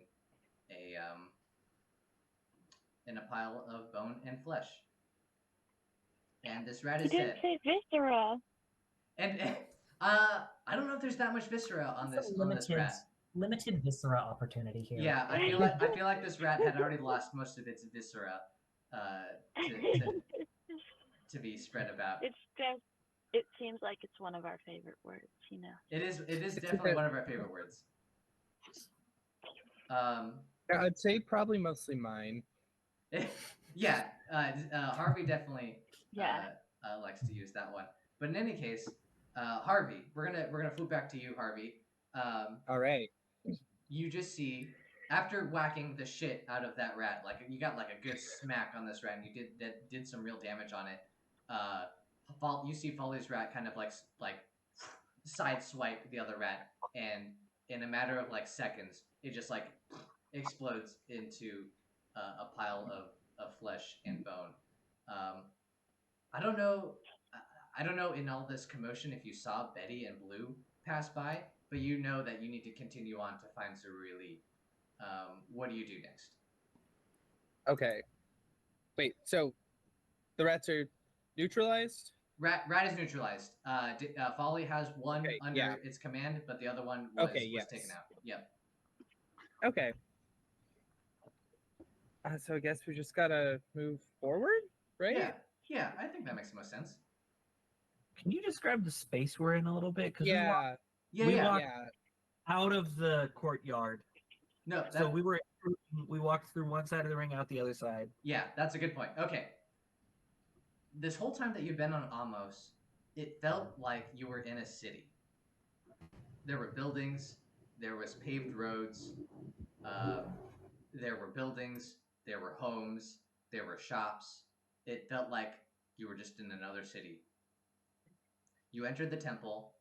It was a wide kind of like grassy area with this giant ass pagoda. You get past the wall at the back of the pagoda, and you enter out, and it feels way different. There are no paved roads. You are literally walking on Amos's scales. This dragon is massive, so like it's not like there's plenty of room to move in multiple directions, but you're walking on scales. There are spines that kind of poke out and jut out of this massive dragon. They're almost like the trees of a forest at times. They're so large, but it's not like a dense forest. The spines are definitely like interspersed, but they're not in like a very orderly setting. They're very randomly placed along this like massive neck that you guys are now like progressing up. Initially, where you guys were fighting the rats, it was a pretty like open area where there were really no spines. You were just walking on these red scales. But Betty, as you walked forward, you started to pass these large ass spines of varying sizes, and you are now like Betty is now like fighting these skeletons that are kind of like there aren't that many spines, but there's like enough to like be used as like cover or like to hide behind as you guys progress up this like massive like indescribably massive dragon neck. Okay, so Betty is ahead of me, right? Like if I Yes. go forward, I'll run into her. Yes. Okay, so yeah, I want to push forward until I run into Betty. So I wanna get in on that. Okay, yeah. Harvey, as you progress up forward, um, you see Betty and Blue. Um, and I think Betty is like kind of like dodging multiple swipes from this skeleton, and you see that. But beyond that, you see that there are two other skeletons um, who are kind of watching this, and I think they see you and clock you, but they don't necessarily move from their position, and so you're kind of free to do what you want to do next. Oh yeah, Betty can fully handle that that one skeleton. I'm gonna start going at the other two so that they don't get an opportunity to like flank her or anything. Yeah, that makes sense. Okay, yeah, you progress kind of like past Betty, and as soon as you do, the other skeletons move to intercept you. What do you do? Yeah. So once I move past, I want to keep them at a reach range. Okay, sure. So I'm gonna whip out my flail. Let Yeah, it. and you're gonna start like kind of like Mhm. swing it back and forth to like you're trying to like hit them obviously, but also like kind of make sure that they can't like get closer to you. Oh no, I'm just gonna kind of like move back as they move towards me. I'm just gonna attack them from reach. Okay, excellent. Yeah, go ahead and roll a hack and slash then. Yeah. From that distance. Oh, oh Ooh, yeah. 11. Yeah, that's excellent. Go ahead and roll your damage against the closest skeleton here. Let me bring those guys up too. 13. Uh, Betty, you're fighting a skeleton who's named Radius, and Harvey, you're fighting a skeleton who's named Olna. So you rolled a third. God damn, you rolled a 13. Yeah. Okay, I gotta keep this in mind for next session. But in any case, could you please describe what it looks like when you obliterate the skeleton named Olna? Yeah. I think I get her attention and she starts moving towards me while I'm whipping out my flail. And I like fully, I get very dramatic with it and do a full rotation with my flail out Oh and hell just yeah! take it right through her spine. And she falls and makes the cartoon sound of bones falling into a pile. Yeah, yeah. It's yeah. Oh my god, that's amazing. Yeah, she just you do exactly that. She falls into a pile of bones. It's almost comical how easy it was for you to do that. Um, that's crazy. Oh my god. Okay. Thank Um, you. yeah. So Harvey just like obliterates the skeleton. I'm gonna turn the camera back over to Danny. Danny, you just see Folly's rat kind of like eviscerate the enemy undead rat, and then you see Harvey take off. And I think Harvey is like maybe too far for you to like see specifics, but you do see kind of like some objects like flying out as if like something had like almost exploded in front of him. What do you do next? I'm going to shapeshift into my corpse form. Oh, okay. Go ahead. Not good. It's a 5. Okay, I mean, not Wait, great. maybe I should re-roll this one. Is an inspiration a re-roll? And this, go ahead and roll one more d6, and then take the two highest. Oh, okay. It's just a 6. A 6 total. Mhm. Okay, yeah. You. Oh, what happens when you fail shapeshifting? Oh, let me see. On a miss hold one in addition to whatever the GM says. Oh, so I get one hold, but then Okay. probably some kind of consequence. Yeah, so you do get to shapeshift into your corpse form, but I get to make a move. Yeah, you shapeshifted a little bit too early, Danny. Uh, you're slow. Your corpse form cannot move very quickly, and you were kind of like shambling towards the scene as all of your companions like rush forward to deal with whatever they're dealing with in the distance. I'm I just love like, this scene. when I get there, this is gonna be a lot of help. Yeah. And then Exactly. you could probably go to the next person. Yeah, we'll just have Danny like shambling in the background of the next couple of scenes. Um, let's switch. I want to switch to Betty real quick. Betty, you are being attacked by. Oh shit! Are you being attacked by? Yeah, you're being attacked by Radius. They're slashing at you with their sword. Um, you have at this point managed to dodge all of their attacks with ease. Yeah. What do you want to do in this situation? Are they wearing elven garb? Like, does their armor look like it could be in any way similar or like an ancestor to Harvey's armor? Yes, yes. I would say that their armor, they definitely the skeleton, like this undead skeleton, is wearing some armor, but it's definitely like ancient armor that's kind of tattered.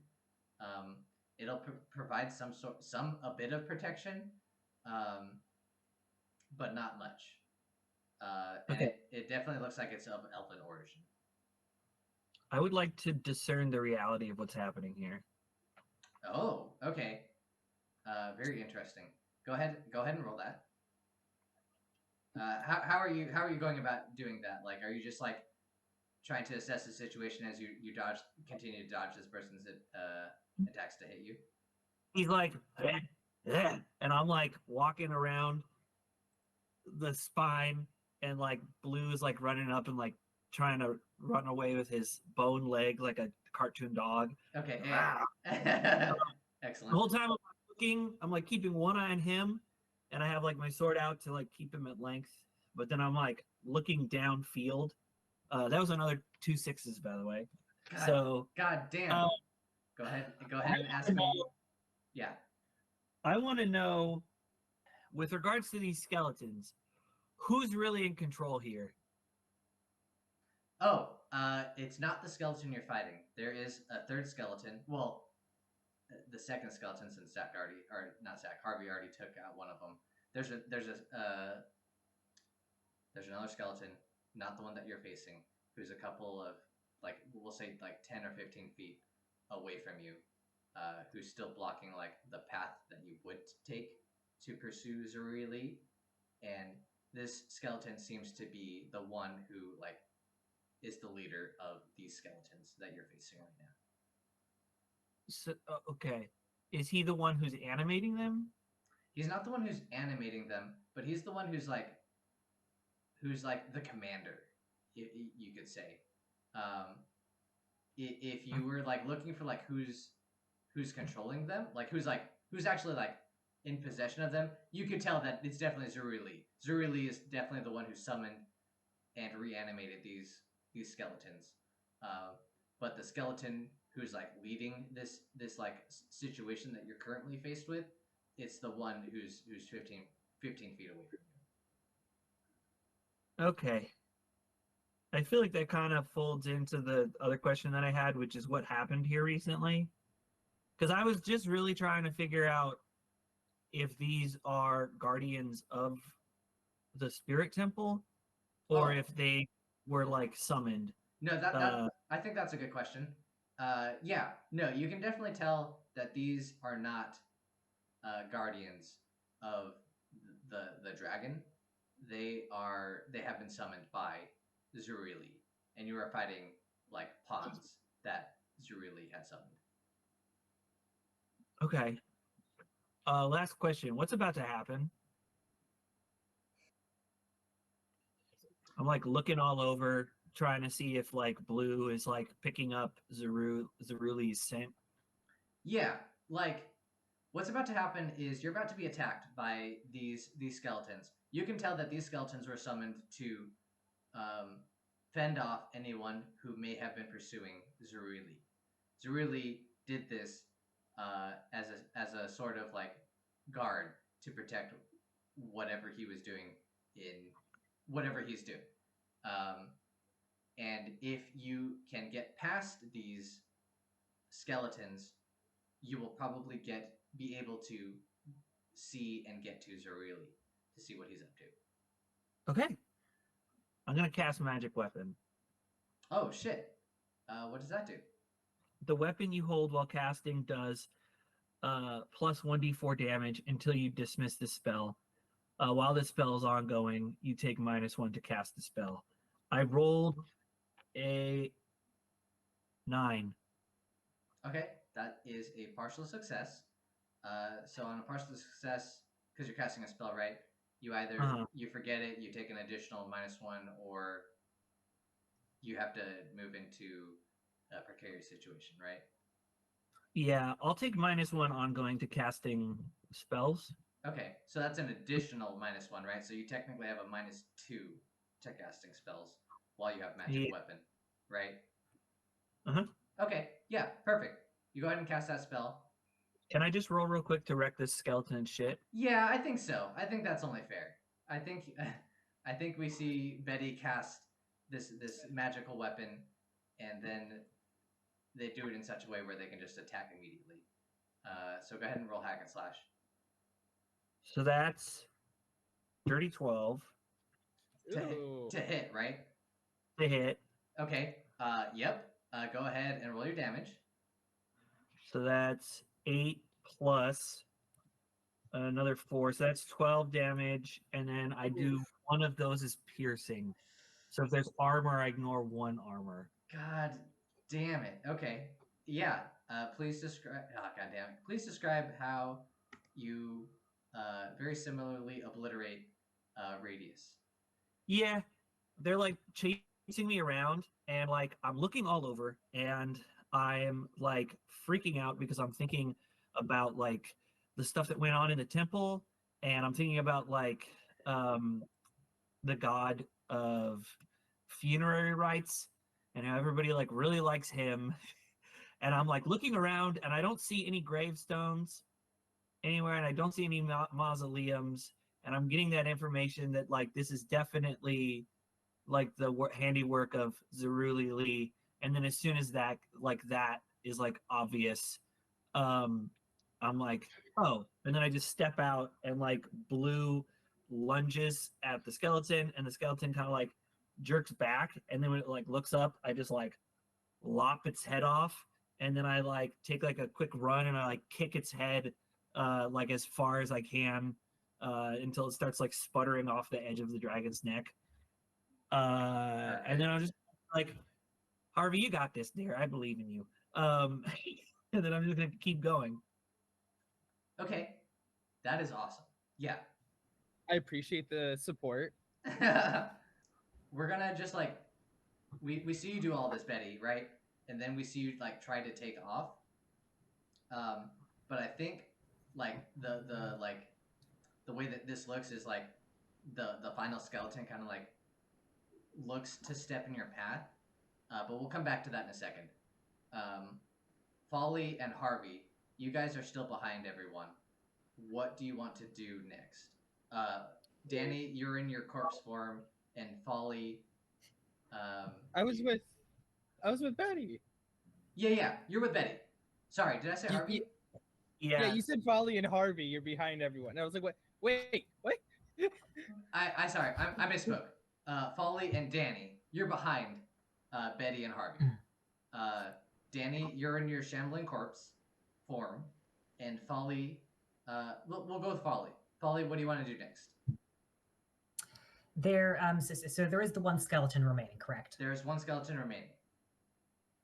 Okay, sick. I think Folly is still back a ways, and it's probably kind of like jogging a little bit to catch up, but it's mostly focused on commanding this undead rat. I don't know if I want this to be like its own action, or if I want it to be like a aid or interfere to someone else, but I want to have my rat kind of like just sort of like bound over ahead of the one remaining skeleton and like pick it up in its jaws, with the idea that it'll make it easier for someone to attack. Ooh, okay. I mean, I'm like basically right on that other guy, so it might make sense narratively for it to be an aid. Yeah, that's what I was gonna say. That Yeah, that totally. sounds like definitely like an aid for Harvey to like come in and smack the shit out of it. Mm-hmm. Okay. Okay. So go ahead and roll your aid. In the sense that like your rat is like kind of bounding in and trying to hold down the final skeleton.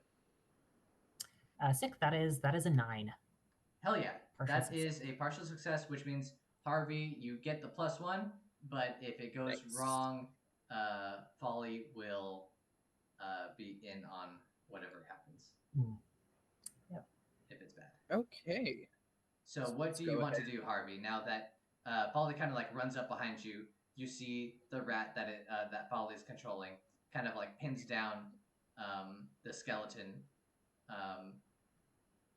and Pins it down. It doesn't pin it down, but more like it kind of like grabs its like bone leg and like makes it so like it's struggling to like it hinders its movement, right? So like it's trying to stop you guys from progressing, but it itself is being hindered by this rat that Folly sent after, and it's kind of giving you an opportunity to attack. Yeah. What I'm gonna do is I'm gonna step a little bit closer and throw my flail at it so that the chain hits the spine and wraps around. Oh, okay. Yeah. You're trying to like damage it though, right? Like Yeah. yeah. Okay. I'm just giving it some some flavor there. Yeah, go ahead and roll the hack and slash, which you just did. 11. 11. It's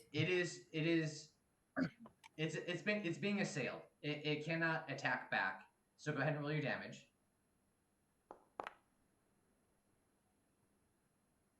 God damn, you rolled an 8? Fuck. Okay. Let's see. This is My damage is a 1d10 plus a 1d4. Damn, that's really good. Okay. So you do an 8, so that's okay.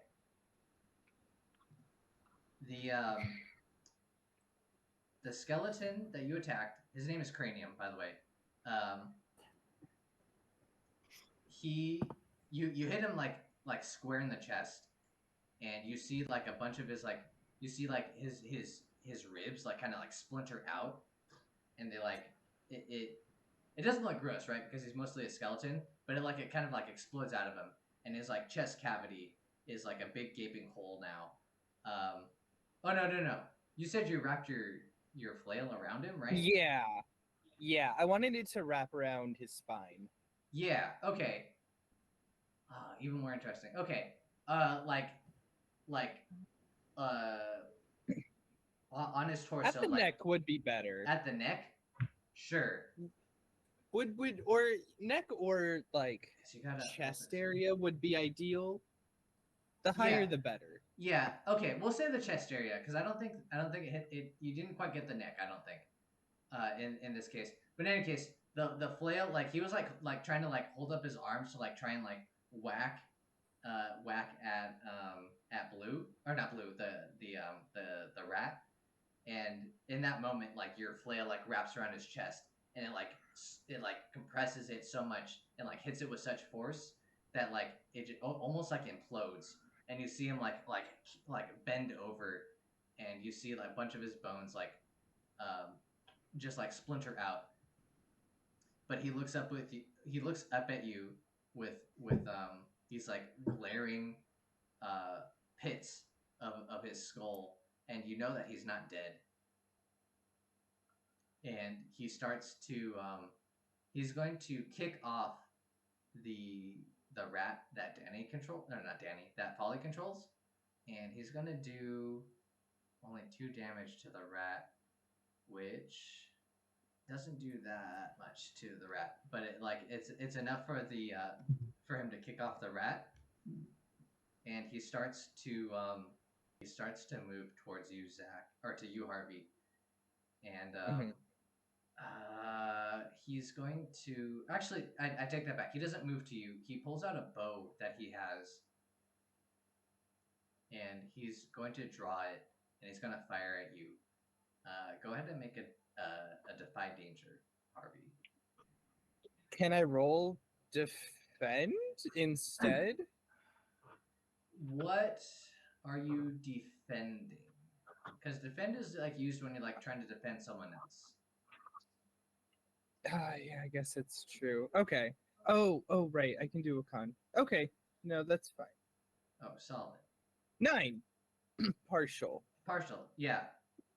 I could really use a fail here. Yeah. I want some. I know you've been rolling really good this session. He, the skeleton cranium. His attention is focused on you. If you want to keep his attention, you will need to take a little bit of damage, but by doing so, it will allow Danni and Betty and Folly to go past Cranium. Neato. Okay. Can this does my armor come into play, or do I have to just? No. He's going to do some damage with his arrow, which is going to be 7 points of damage. So minus your armor. 2. Yeah. So he'll deal 2 points of damage total. Okay. What this looks like is you fling out your flail, right? It wraps around his chest as he tries to knock off the rat. It totally crushes his chest cavity, splintering his ribs. He then looks up at you and pulls out, or not pulls out, but he raises his bow and draws an arrow. And you see that you could have probably dodged this arrow, but you know that if you look that as if you're quote unquote weak, he'll keep his attention on you, which will allow the rest of your companions to pass by him. And so you decide to take an arrow to the shoulder, and it pierces your armor, and you have an arrow sticking out of your shoulder, dealing your 2 points of damage. Nice. But the skeleton is still focused on you, allowing everyone else to kind of pass by it because it's distracted by you. Nice. Excellent. So we're going to then have Betty, Folly, and we're even going to say Danni. Even with your shambling form, you kind of catch up. You're kind of behind everyone, but you're there. You get past Cranium, who is being distracted by Harvey. And after getting past them, you see Zerui Lee, and he is on his knees, and he's digging what seems to be at a scale, and he's kind of working at it with something, and he's shoving his hand kind of aggressively into the ground, and he's trying to. It looks like that's what it looks like from this distance. Yeah. What do you guys want to do at this point? I'm gonna hold up a hand, in front of everybody, and be like, "Folly, didn't the note you got there say, go unnoticed?" I know it's a little bit late for that, but how did he know to leave skeletons behind for us? Mm.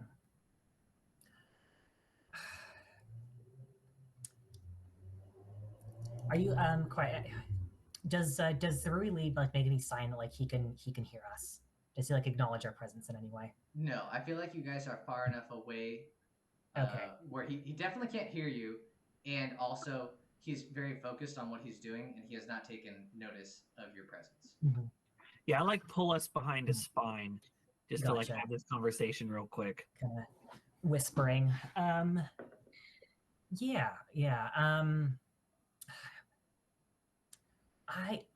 I don't know if Zeruli knows that he's being followed. I don't know if he's just suspicious. What I do know is that regardless of what our mission is, I know that my god would want us to stop whatever this man is doing. And Folly is going to step out from behind the spine, and I want to try to cast Hold Person on Zeruli. Oh shit. Okay. Well, let's see if I can let's see if it works first. Yeah, let's see how it goes. Which I do take a -1 ongoing to cast a spell, so let me just make sure I have that. Okay, sick. That is a 9. Oh, hot damn. Hold person. Choose a person you can see. Until you cast another spell or leave their presence, they cannot act except to speak. This effect ends immediately if they take any damage. Oh shit. Okay, but it was a partial success, right? So you have to also Correct. Choose one of those 3 options. What do you choose? Yep, I lose the spell. I take another -1 ongoing, or I draw unwelcome attention, or put yourself in a spot. I think I'll go with the first one. You draw unwelcome attention, or put yourself in a spot. Okay, sure.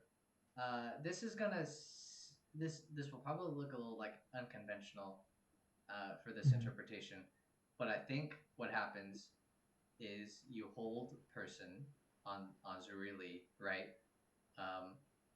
And he kind of like looks up at you, feeling obviously immobilized by your spell, and he sees you, and he cracks a small grin, and he goes, "Ah, young Master Folly, I was wondering who was following me."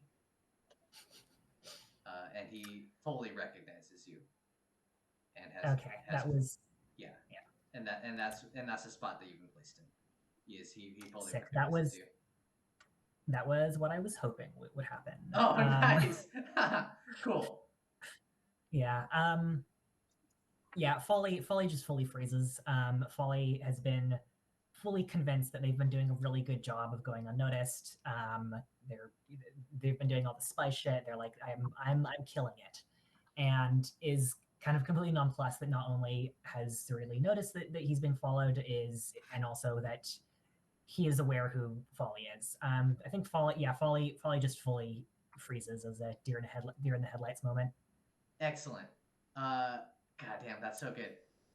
Yeah. So Folly comes in, casts a spell on Zeruli. Zeruli stops what he's doing, completely immobilized by Folly's spell, but not immobilized enough where Zeruli can't look up and see Folly and then fully recognize him. Okay, we're gonna pause from this just for a second because I think this is gonna wrap this up pretty quick. Harvey, what do? You have Cranium's full attention. They just shot you with an arrow, but you have your flail wrapped around them. What do you want to do next? They are significantly damaged. You can see that just by the way that they're like kind of like acting in the way that they look. What do you want to do? My flail is still wrapped around him. Yeah, I would say so. Yeah. So I'm going to plant both my feet, grab the chain, and just yank him towards me. If I don't have to roll to get him close to me, once he's to me, I'm gonna beat him. I'm gonna beat the fuck out of him. Yeah. Go ahead and roll Hack and Slash, and we'll see how this plays out. Oh, it was even better. Oh. Hot damn. 11. Okay. Yep. Go ahead and roll your damage, my dude. Oh, hot damn. God damn. Okay. Zach, go ahead. And again, describe how you destroy this undead skeleton. Yeah, so I drop the handle, grab the chain with both hands, and just yank him towards me. And as I do so, like, you can hear his ribs crunch even more. Yeah. When he gets to me, I wrap the rest of the chain around his arms and just kind of push him to the ground, put one foot on his pelvis, grab the top of the chain, and just pull. As you do that, he shatters, as if he was like a glass sculpture of a skeleton. His bones explode out in a multitude of directions, and this undead skeleton is no longer in existence. He No is longer undead. he is no longer undead. He is fully dead. The skeleton lies man. in a scatter of bones at your feet. Fantastic. If you think about it, it's kind of nice of you to lay his spirit to rest. Yeah, it's a sweet moment, really. Yeah, Net positive. it's a net positive, exactly. Okay. I got to whack some shit. He gets to sleep. He gets to sleep. He gets his eternal peace. Okay, we're gonna not wrap this up, but we're gonna end the session soon-ish. I just want to hear real quick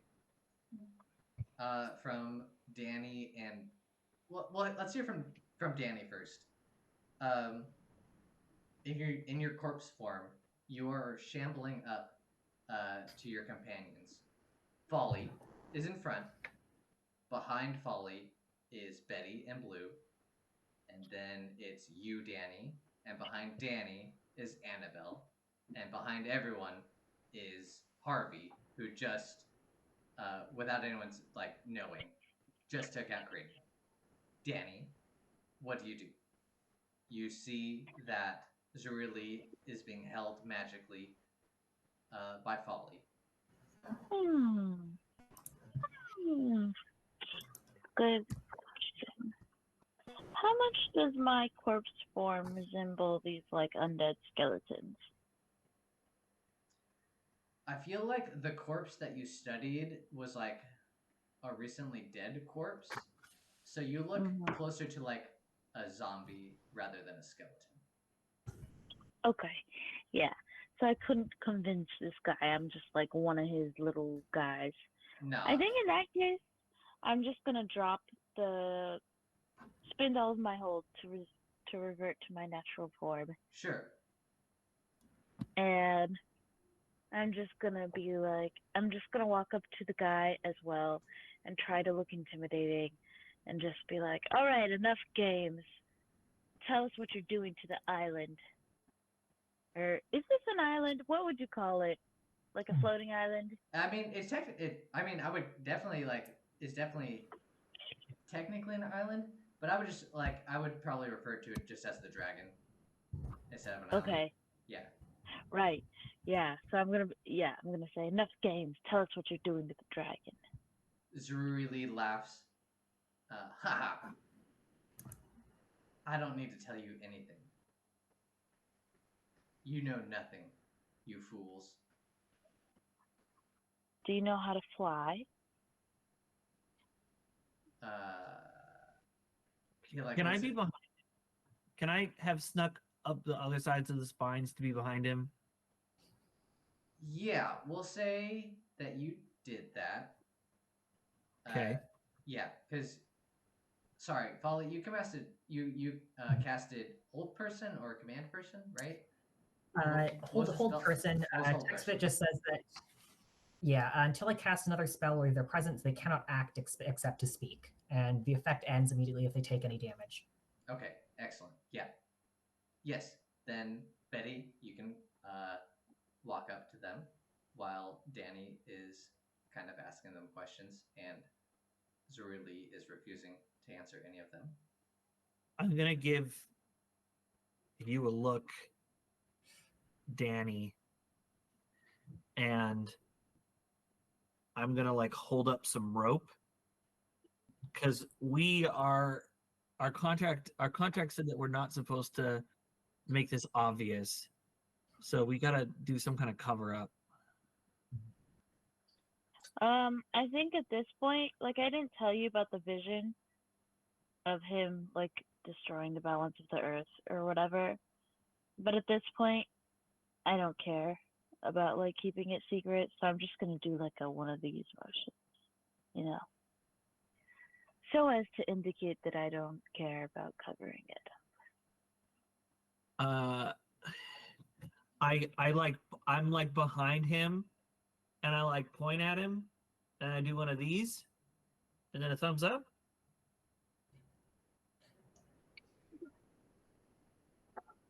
I don't like the hand motions thing, so I'm just gonna say out loud. But like not aiming towards you, just like if I'm speaking to someone who's like in the air. Like, no, I don't think we can kill him yet. We could still maybe get some answers out of him and not have to resort to that. Just in the air. And I'm gonna be like, yeah. So my next question was, what are you doing? I'm gonna fucking grab him. I'm just gonna like full on like from behind, like put the rope around him with like one hand, and I like give it a quick twist and give it to Bleu, who's like holding it in his maw so that he can't get free. And then I immediately like take out like a loose bag and I like shove it over Zeruli's head and like pull it tight and like knock him down forward, and I start hog tying him. I think. Shit. Okay. Okay. I think that's attacking him, man. It doesn't.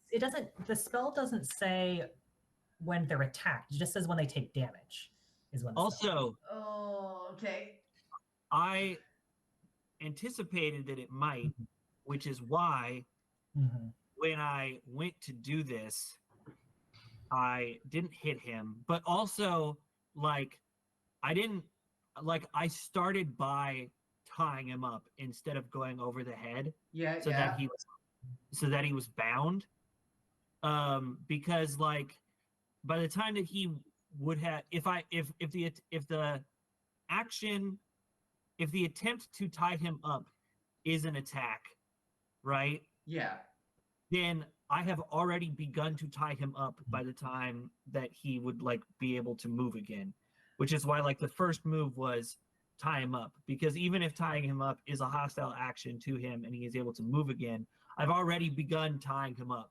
Like I already have the rope around him and like twisted up in the back. Okay. So that Okay, perfect. Okay.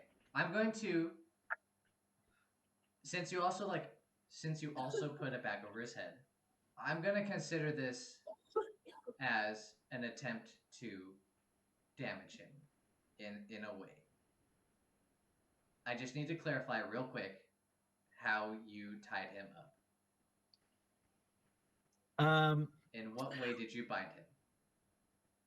Quick. So this is all happening very quickly, but my goal is specifically to keep his hands bound by his side so that he can't perform any somatic components or move his hands.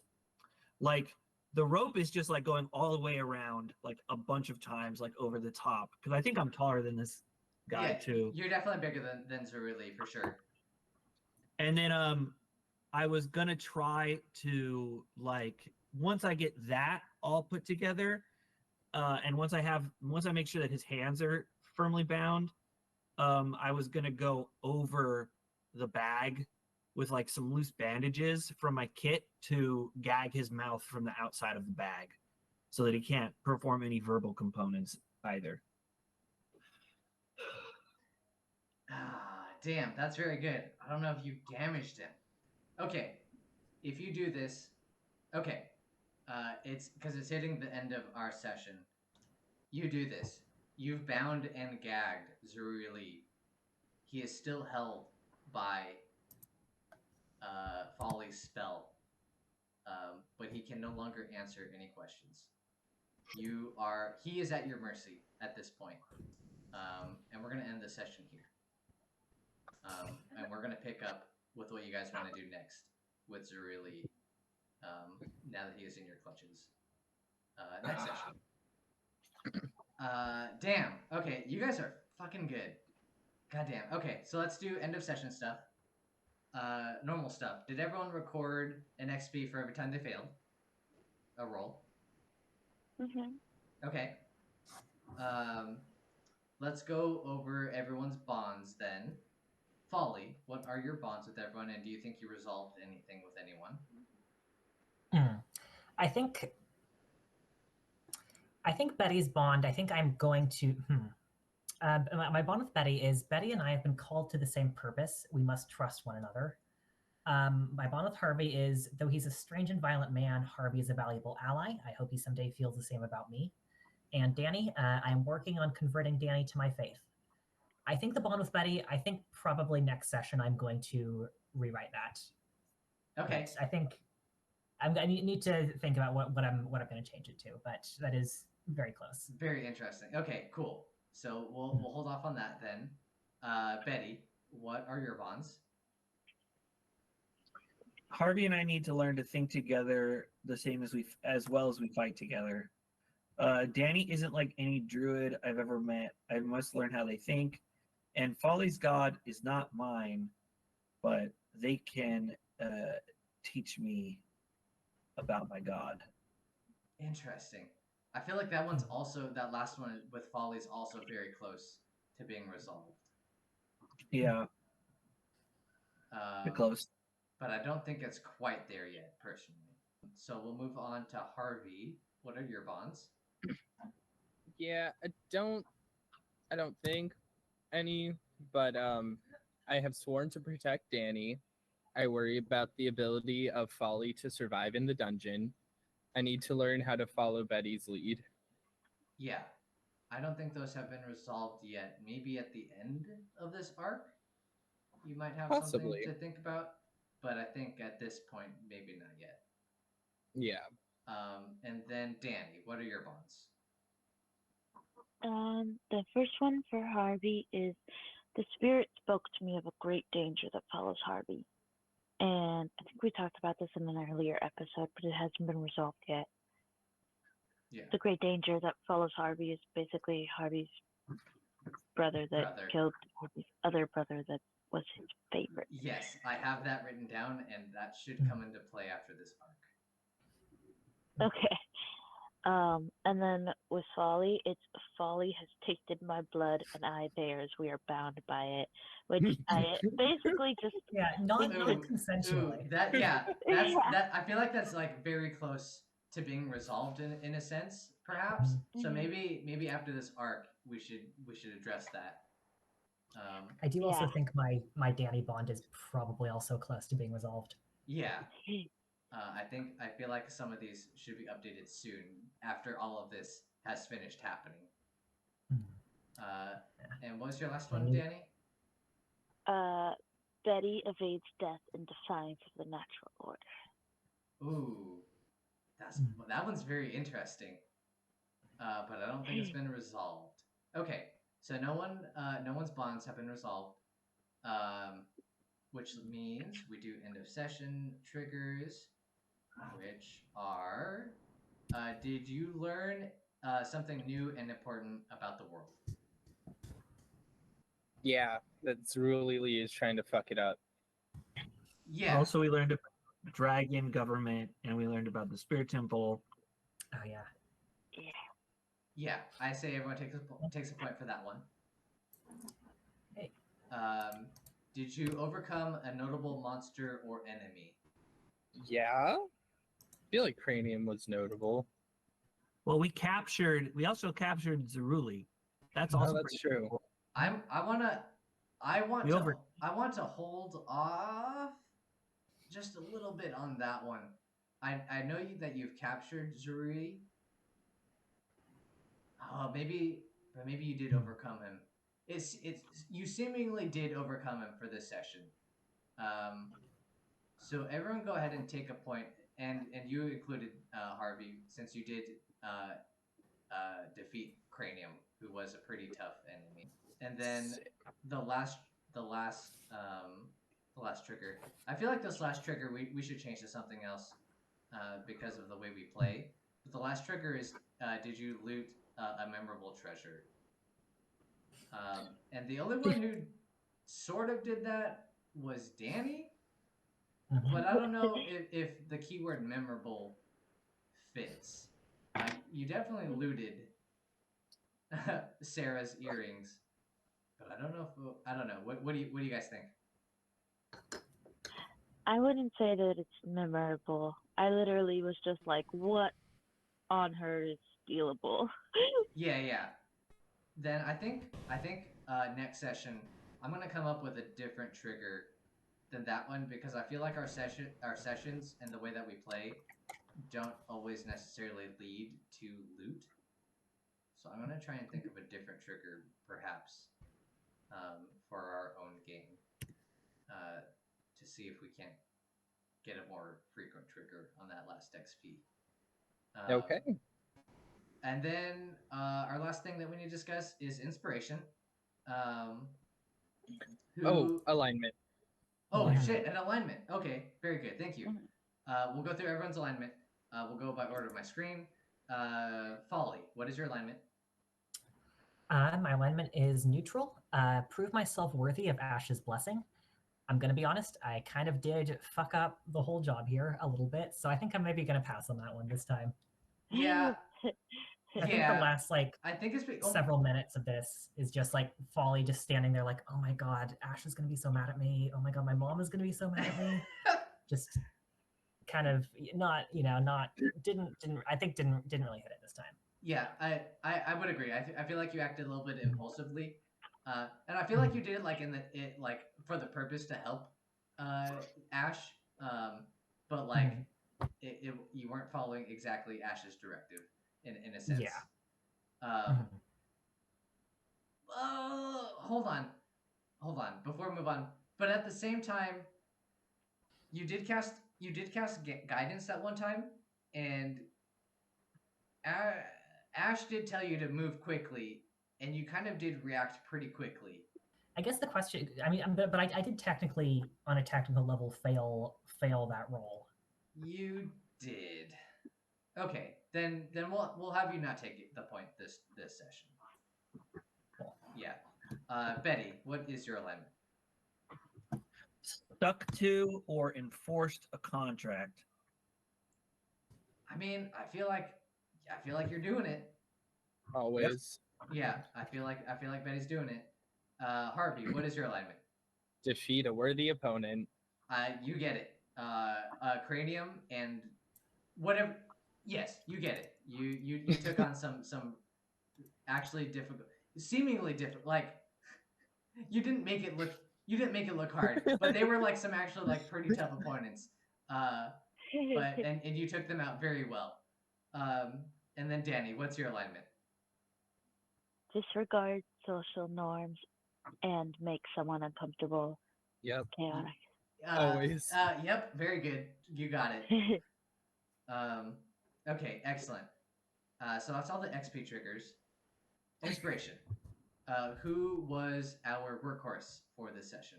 I think Betty Barnacles. Yeah. Actually, I would argue for Folly. Folly was kind of driving us forward. Yeah, I was gonna suggest Betty for the fuck it, that was cool, because that scene earlier was really fun. So I'm kind of Thanks. Yeah.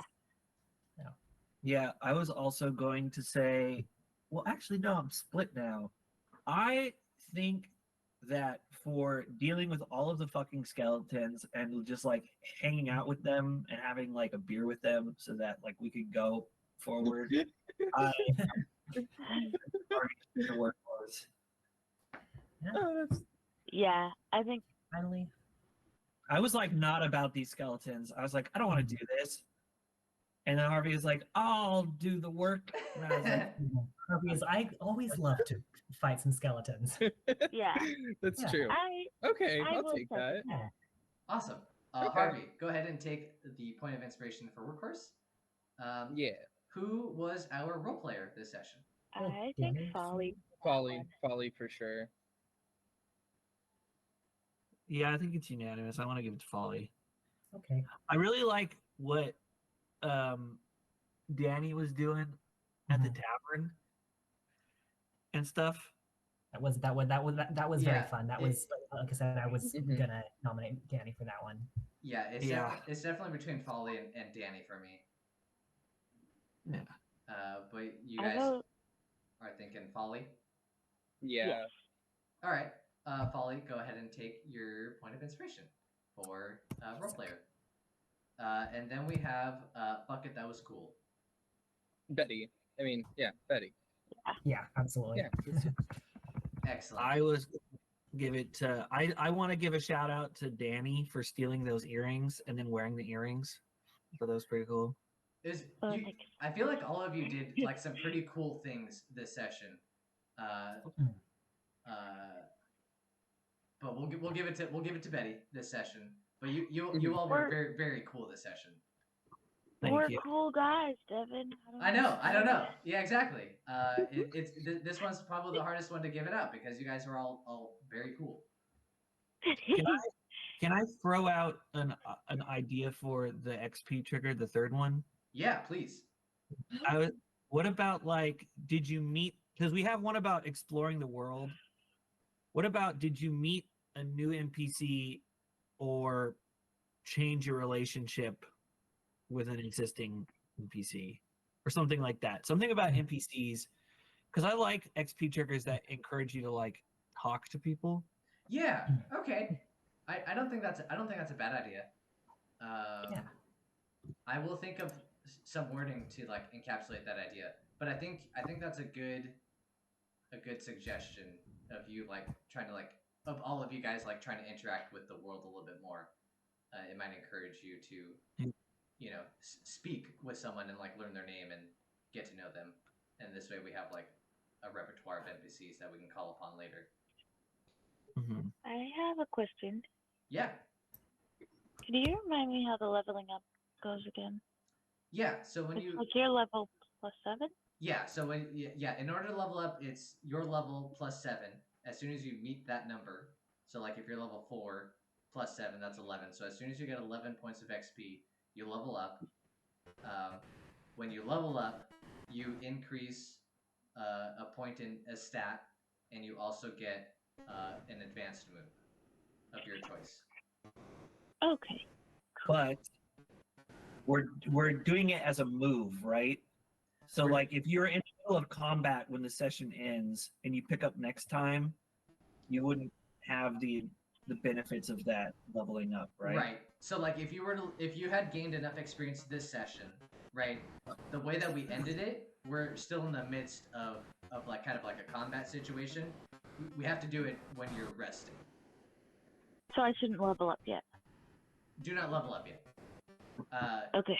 If during next session, depending on how you guys resolve the Zuru release situation, maybe mid session we'll do like a resting action, and at which point you would then be able to level up. I might forget. That's okay. We can do that during session. I think that might be fun to see some of us level up mid session. Cool. Okay. Awesome.